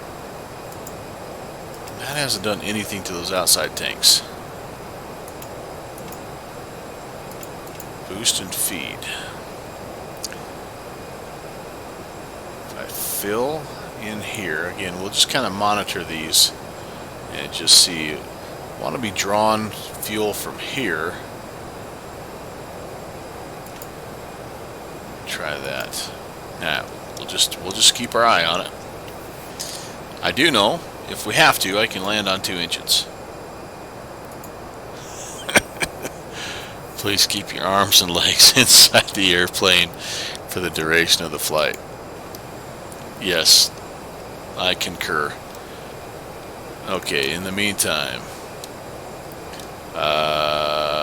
let's see here. Am I getting any kind of a reading as far as from 4 to 5, how far away we are? Nope, that's still saying, oh, from 5 to 6. I don't have a waypoint. 6. 4 to 5 is still what we're reading. So, oh, I don't have anything in. Oh, okay. Yeah, 112.9. That's what I have put in there. Here's maybe a problem. Okay, what I need to do, what I don't think I have, and I didn't think I needed to do this, but maybe I do. I wonder if I put in, I'm just going to try this just because I have a little bit of time. I'm going back up to my sim brief. I'm going to look at the latitude and longitude for the Eau Claire VOR. I didn't think I had to have that in there to be able to navigate to the VOR, but maybe I do. We're going to put it in and just find out. Alright, so we're 6 and 6. Alright, we're going to insert and put the waypoint information in here. We don't have anything in 6 yet, so we're going to insert. It's north 44.53.9. Okay, that's in on both sides. And then it is west 91.28.7. That's just straight from SimBrief. Okay, let's see if that, see, that's blinking. Does that give me, oh, well, no, not really. Didn't do anything for me, did it? Oh, look at my speed. Holy cow. I'm below flaps. Right now I let my speed get way down, my power get way down, so we're gonna increase that. Yeah, I don't know, guys. I don't know what's going on here, but that's not that is not operating. Look at how high we're pitching again. The same problem. If you let the speed, let the power get down too far, This thing pitches like a, I don't know, man. It's pitches like a speedboat on the lake. That nose comes up, and then it's hard to get the speed back up. What we need is a descent. Look at our Mach number. We're down to 0.5. Excuse me. All right, let's look at our fuel. Well, so that's nothing's really changing these outside guys. So I think what we're going to do is just this. We're going to leave it on what it was. And we're going to just hope for the best. We've got plenty of fuel to make it. That's not the issue. The issue is, will we make it on 4 engines? Stay tuned to find out on the next episode of Melvin and the DC-8. Okay, speed's coming back up nicely. We won't redline it here.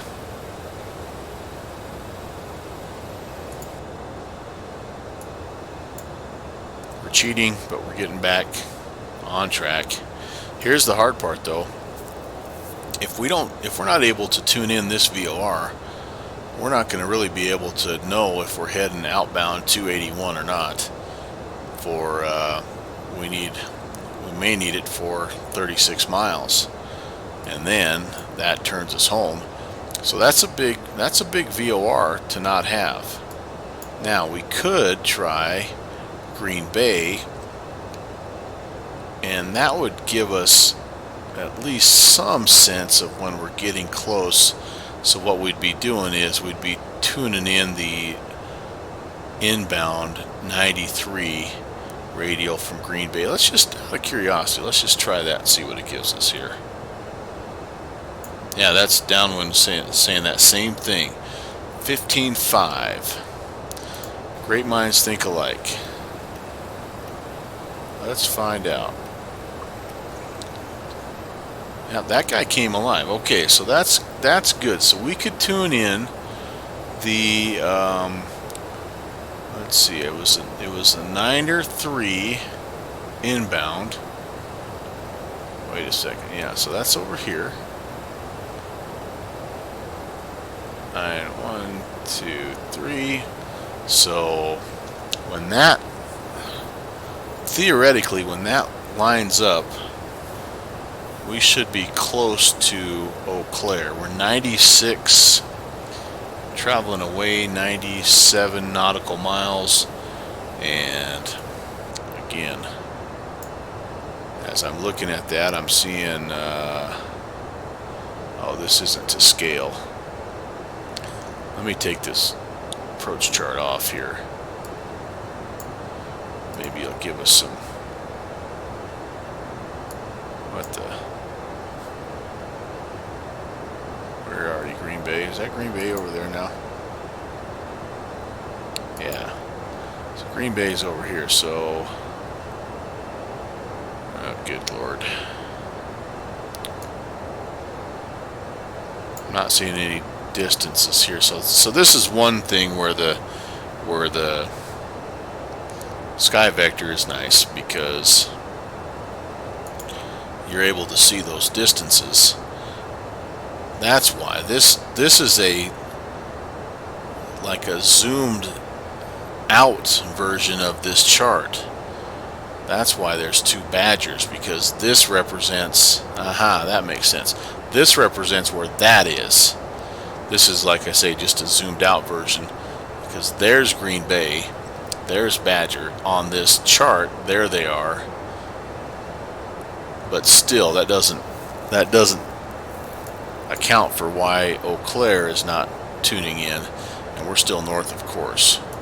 I guess that's the main thing here, is we need to turn a little further south. United 696 contacted Denver Center 127.65. We need to be getting some kind of a descent. Denver down 2765. At least cleared to descend on the Eau Claire 9.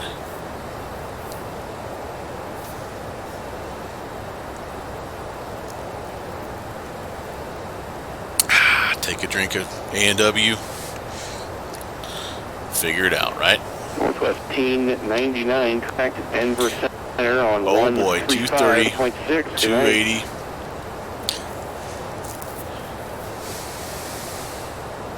What if I have to pull those down? Crossfeed, is that what I have to do?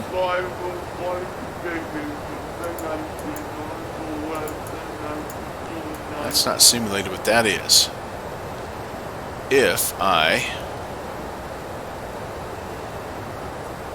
okay, I may just lose my engine here doing this, but I'm going to try it. The 377 cross twins, add and maintain 11,000 to 11,000. Minneapolis altimeter 3008. Cross twins at 11,000 and 3008 for the altimeter, Delta 377. Alright. Well, you know what, boys and girls? We're going to do this instead. We got to get ourselves, got to get going down. Now we can cut power again, now that we just about stalled it out a little while ago. United 1146 was center, clear direct the Omaha Airport. Let's try to get down below 250 and see if we can 10,000. The hold Omaha that. altimeter 3005. And I think we're going to have to descend fairly steep. Sorry about coughing in your ear there.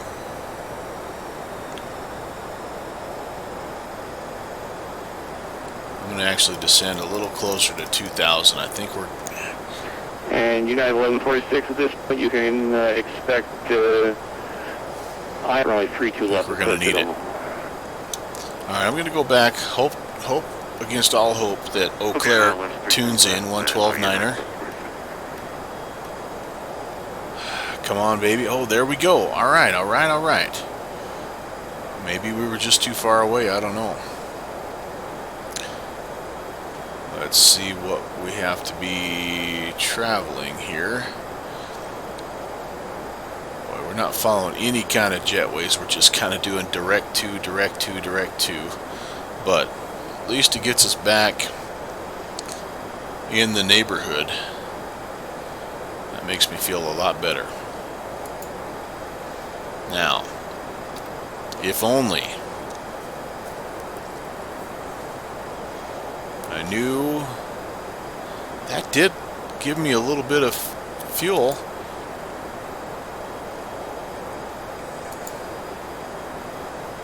I know I don't want to do this because that turns it off. But one of these will feed from the full tank into the opposite tank from main. So so at least we're using that fuel now, and those hopefully will not get any lower. We're gonna ride that horse for a little while here. Prayers are appreciated.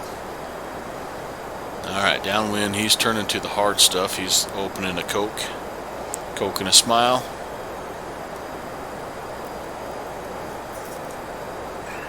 Yeah, Minneapolis Center, in there.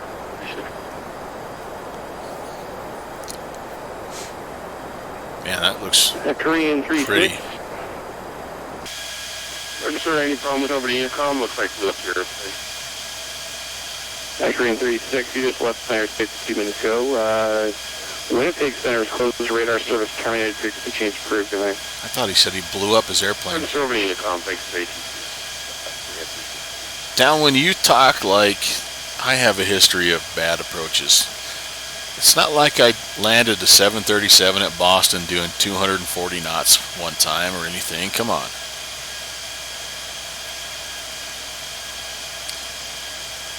Me and this girl, we get along so much better. Minneapolis Center, Southwest 2456 with you, inbound Rumble, Orski to 15,000. I think I had Ken. I think Ken was there. Ken Pryor. Funny story about Ken. Minneapolis Center, climate maintained, flight level 360. 6 miles. Okay, we got to deviations for weather. hold off with funny stories here until I went past. All right, we have to go again. Looking at the, got to go 281. We might as well do that right now because we're flying over the VOR and going crazy here. 281. We're going to track that guy outbound. And with any luck, okay, well, now, okay, why did we... So that's wild. Now we really did it. Turkish 800, contact Denver Boy, Center. boy, I tell you what, we've 135.6. got a long way to go. We're still at 260. We've got about... Turkish 800, how about night? Where is Twins? Turkish 800, just confirm We've got about 36 miles to drop like 20,000 feet. Holy cow. Alright. We're going to increase a little bit here. I'm all the way back to idle right now, by the way. On the plus side, I'm not burning fuel if I'm at idle. Yeah, so that's okay, so that's done the trick. Now I'm starting to pull fuel from the full tanks. Sweet. Remember that. Remember that, remember that. Keep those at feed, turn that to boost, turn that to boost. Those go down. Alright. Have no idea if that's actually what is supposed to happen, but we'll take it.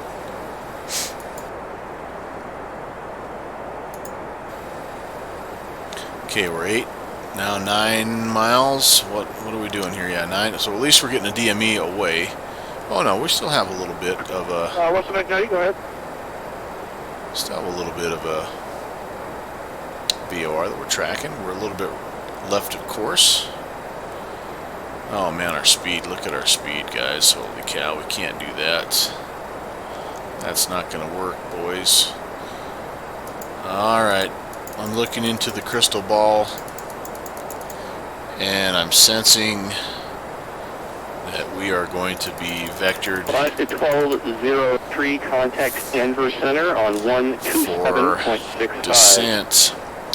Here's our only hope.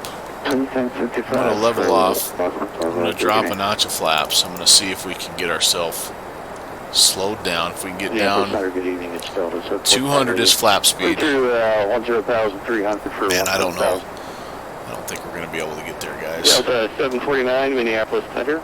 Nothing else. We got to get it back under 250 because we're going to be... Clear direct O'Neill. We're going to be under 10,000 here soon. I maintain flight level 360. That's another 10,000 feet and 20 miles. Delta 377, contacts Minneapolis approach 135. Sorry, I completely blanked. That's going to be Minneapolis approach 135.47, 35.47, and very cool airplane. All right, 3547, appreciate that. We may have a little difficulty getting down to Twins at 11,000. Could we get a quick 360 before we go over there? Delta 377, you can do your best right down to 11,000, and I'll let the next guy know about it, and he'll be able to just back to you to lose that altitude without wasting time. All right, much appreciated. 377, we'll head over to approach. We'll see you. Hey, a fun event tonight, by the way.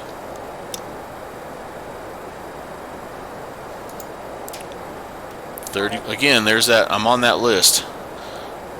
There's that guy that needs extra help. All right, 34, 35, 47. Let's just double check, make sure it's still India. It's Juliet now. Minneapolis approach, good evening. Delta 377 descending 19.7 on the Eau Claire with Juliet.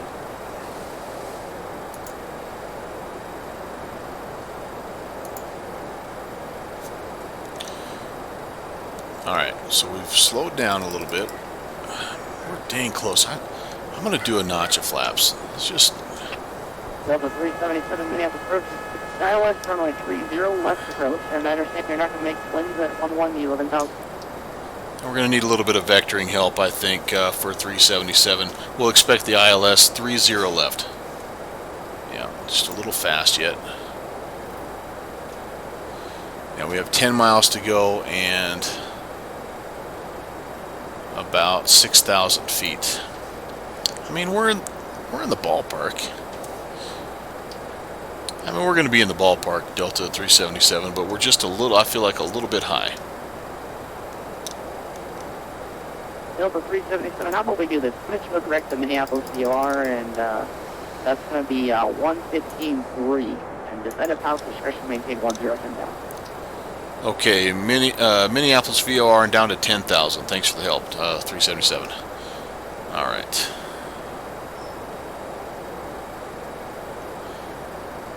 Then they'll turn us around. I think I know what he's thinking here. 15.3. Yeah, downwind, you might be right. I might have just... Sometimes I get a little punchy. Okay, we're going to have to bring it around town, see what direction. There we go. I am excited to shoot another ILS, though. That's going to be kind of cool. It worked pretty well. I was surprised. It picked up glide slope and VOR. I mean, and again, I don't know. Maybe I'm just kind of a nerd, but that technology, I mean, that's, even this day and age, I think that's pretty cool. But back then, holy cow, what a revolutionary concept. It's part of why I bought this plane, though, is just the beginning of the jet age. And, yeah, so I think we just rolled over twins, though, is the problem. Yeah, see, here's where we're at. Twins was right there, and we just rolled over it. I think we were just a little bit too high. I mean, we're still at 13.5, so it wasn't terrible, but I don't want to be screaming down there. You know me and my history of fast approaches.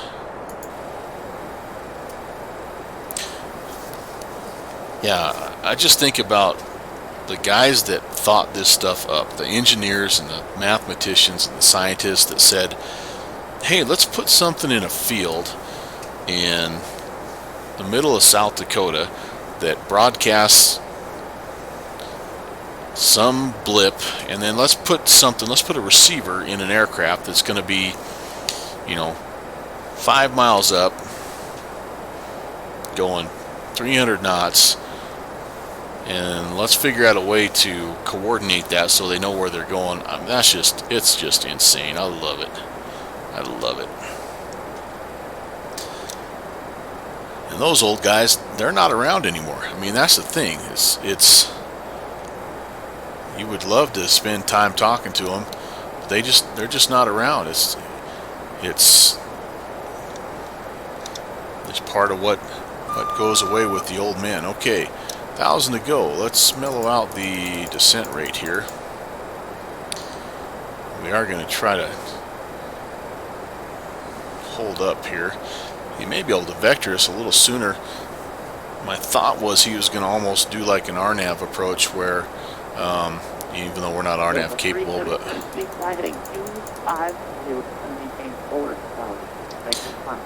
250 and down to 4,000 Delta 377. All right. Don't climb. So the 377, yeah, or is it a mistake? Say again for 377, you're kind of quiet. Yeah, I was just curious. Is that, you aren't heavy, correct? Yeah, we are heavy. I just keep forgetting to say that. No problem. I was just scared. Just double checking. Thank you. I don't think I have that marked. Yeah.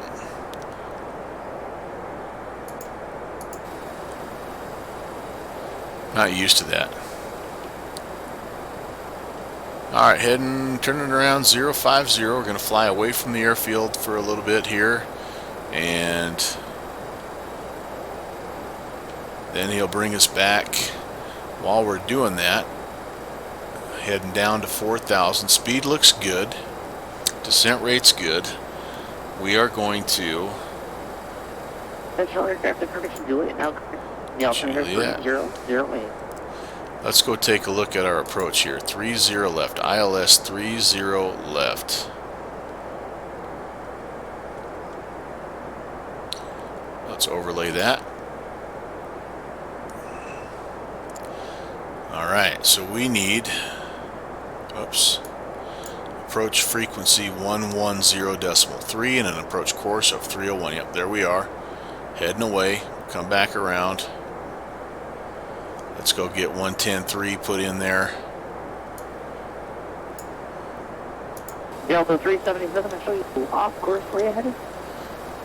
I'm sorry, I thought you said 050. You must have misheard me. I'm sorry. I thought I heard you read that correctly there, sweetie. Turn right heading 250. Oh, 250. My apologies. Right turn for 377. Ah, rats. Okay, well, it just gives us more time to get down to 4,000 or 5,000. 250. Here comes the rain. This does have the true glass, which has the cool rain effects. Okay, so 110.3, we're going to plug that in right now. That's in. We're going to put the heading of 301, the course heading.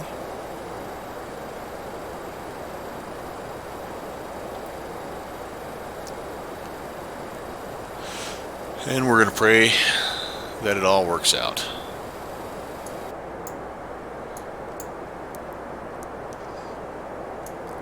Yeah, so he's got us kind of on. I was thinking we would come in here, kind of do a downwind leg and then slide around, but he actually turned us. I think he was hoping we would turn almost like a base leg right here and intercept coming in. But yeah, it works out the same, just a little bit further away. I think that's going to be fine. I think you're right, he said 4,000. I even said 4,000 a second ago. Alright, well, let's find out. Speed looks good. We probably could be just a hair quicker, around 210, but 190 to 210 I think is pretty good. Getting a little bit of bump.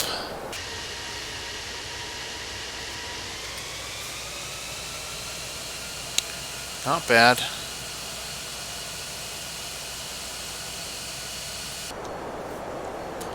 Could put in a notch of flaps if we wanted to here. Maybe we will, just to keep things kind of under control. Yep, no gear horn. That's cool. That'll bring us down a little bit. Speed-wise, we can increase our power a little bit.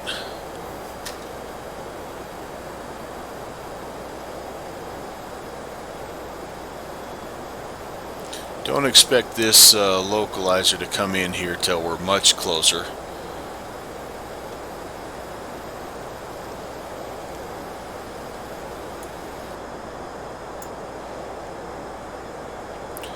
Okay, one last check of the weather here.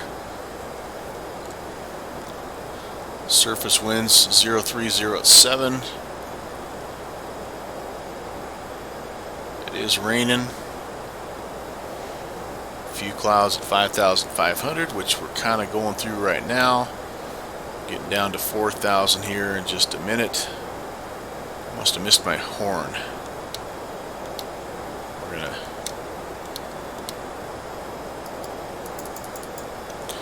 get ready to level off. Then we'll lose a little bit of speed probably. We'll have to watch that.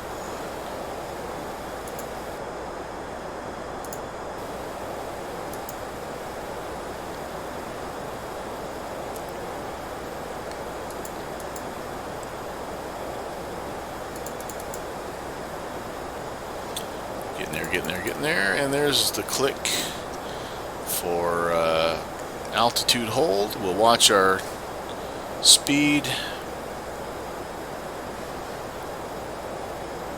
Yep, I think we're down below all the cloud layers.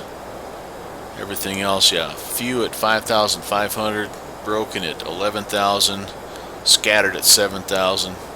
So I think we'll have pretty good visibility here for the rest of the time. Speed's hanging in there. Anything over here I need to be worried about? It's kind of too late, I guess. All my pressures, temps are into green. Fuel has worked out. Thank you, Lord. You know what? Probably ought to put my landing lights on. And I think we need to have our continuous ignition as well on all engines. Continuous. Okay, anything else? I left these all on here. I probably should have in this day and age. Oh, I never did put the fasten seatbelt sign on. Alright, you suckers. They haven't been able to smoke, but they've been able to run around. Yep, localizer is alive. There we go. Man, I'm going to bring you along more often, Downwind. You make a good first officer. I wonder if this thing has shared cockpit ability. Yep, there's the glide slope. So we're in good shape here. I'm not going to get too much slower here.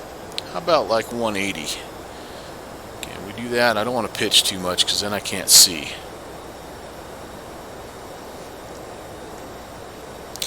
VREF is at 135. If missed approach, we are going to climb to 3,000 on a heading of 301. We're going to go to Wolbeck's intersection, or GEP, Golf Echo Papa, at a distance of 11.8 and hold at that spot.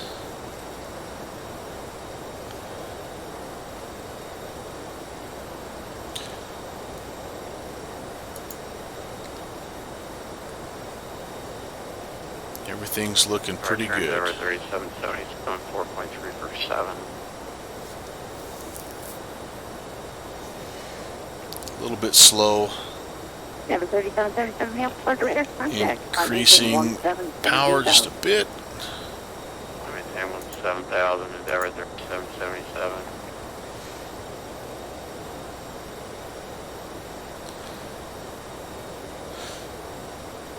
So 3775 miles from Eva's, turn right heading 270, maintain 4,000 until established on the local line. Cleared off for 930 left approach. Right turn 270. We'll maintain 4,000 until established and cleared for the ILS 30 left approach, Delta 377. Alright, let's do this.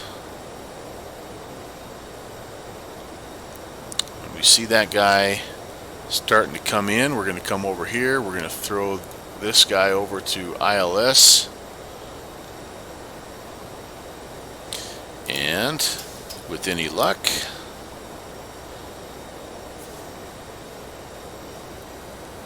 be able to Endeavor 3777, your direct level, correct? be able to get this bird on the ground. Man, our speed is really getting low. 3777 negative. Really clear getting to low. proceed Starting on course, so we're to joining the pitch up again. radial outbound. Man, power control is huge. Huge. Endeavor 3777, clear direct level. Contact Naval Center. Okay, there we go. Getting that power back up, getting our nose back down. Direct Rommel and 133.4 Endeavor 3777. There comes our localizer, so we'll flip the ILS. We're turning. We were a little bit late, so we'll probably do the S-turn thing, but shouldn't be too bad. That's kind of the way this plane works. When you're focused on one thing, then something else happens. We were watching speed and our localizer came in on us. Alright, well, we're heading the right direction. We're going to put a second notch of flaps in. We are a flaps 35 approach, so we have 2 more notches of flaps. I can see the runway. Glide slope is just about to hit us. In fact, I think we're descending a little bit right now. Pull the power back. And alright, downwind. Watch the magic happen.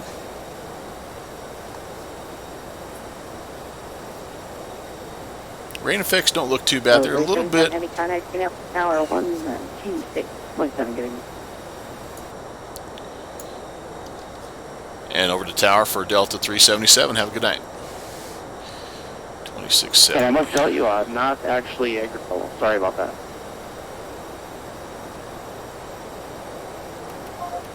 What did I just hear?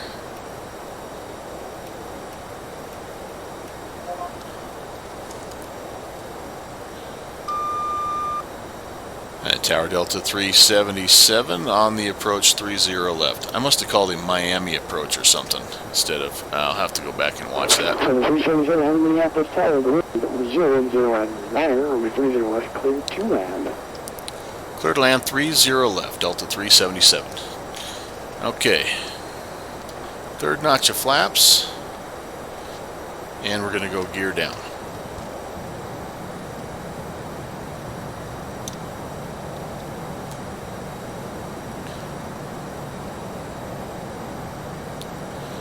Staying on the localizer pretty well, staying on the ILS, or excuse me, on the glide slope pretty well. Speed is a little quick.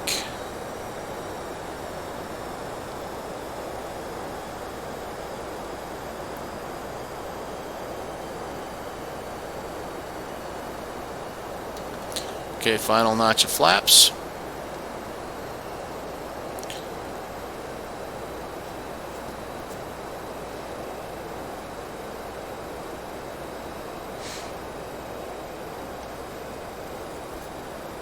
Speed's coming down nicely. I think we're going to be in good shape here. Don't want to run out of energy too soon. Although this thing is a glider. Man, it is a glider. You can see the nose up, nose down. Yeah, you know what, folks? I think we're going to do this. Take it off and... Yep, see, I pulled the power back just a little too much, I think, there. Now we're getting a little bit low. Now we're a lot low.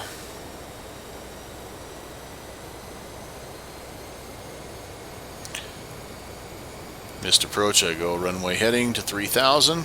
No, it's... Yeah, runway heading to 3,000. But I'm not going to miss this approach.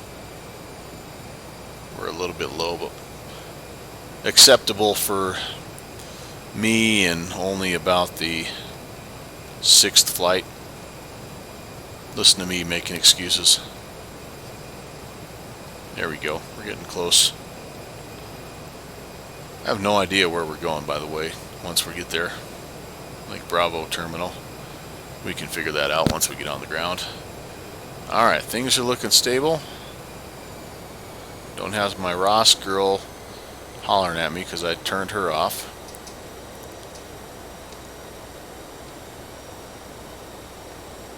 I'm a bit high, but not bad.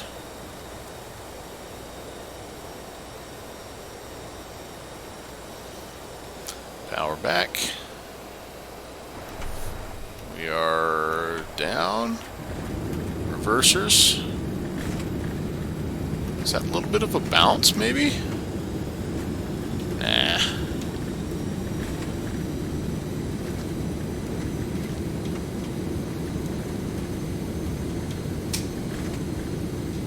Man, it's not slowing down much. She's a heavy bird. Charlie. Heavy, turn right where I will, contact ground point 9, we'll see you next time. And right turn in ground point 9 or Delta 377. See it. Alright. We're going to be on what? Alpha?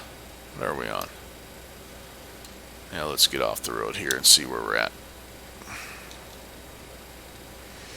get past the hold short line, figure out where we're going. We're on Bravo. Yeah, baby. Welcome to Minneapolis, St. Paul. Taxi chart. Airport info. Wherefore art thou? I actually think we were supposed to come down. Okay, I'm looking at my flight log here. Charlie 3. That might be around the corner here. Well, we're going to find out together. Ground point Niner.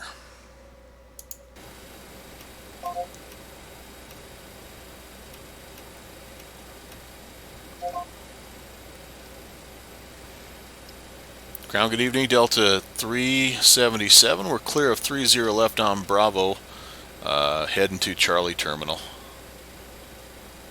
Actually, we're on the sorry, we're on runway 22 actually. 377. That's 377 Minneapolis ground. Good evening. Yeah, you're on runway 22. Back to departing via Alpha Delta Quebec.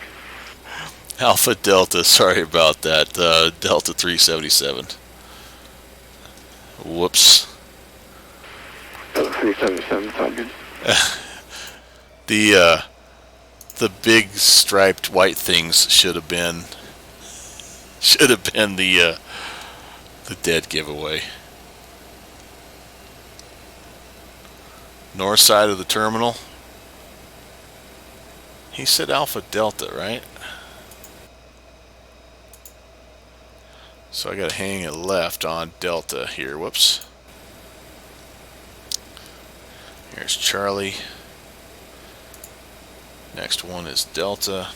I usually have terminal maps pulled up and know where I'm going.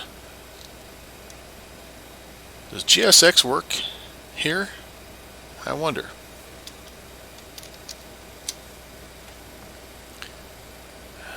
Rats.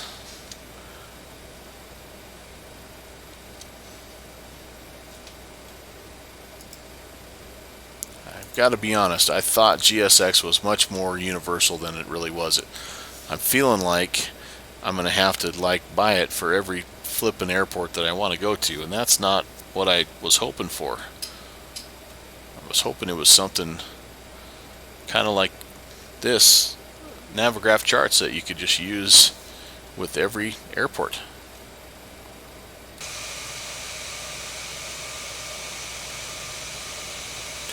Does not appear to be the case.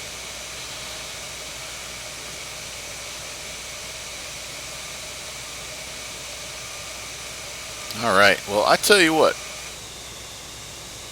you have watched enough. We're cleaning up. We're taxiing to the gate. We are going to call it a night. Downwind, thanks for hanging. Yeah, man, I'll see you. Let's meet in the pilot's lounge, huh? I'll buy you a Coke. Thanks for hanging out. Thanks for the help, by the way. And, yeah, it was fun. Ton of fun. Look forward to trying it again. I already know 3 or 4 things I'm going to do different to make it a little bit better next time. And who knows?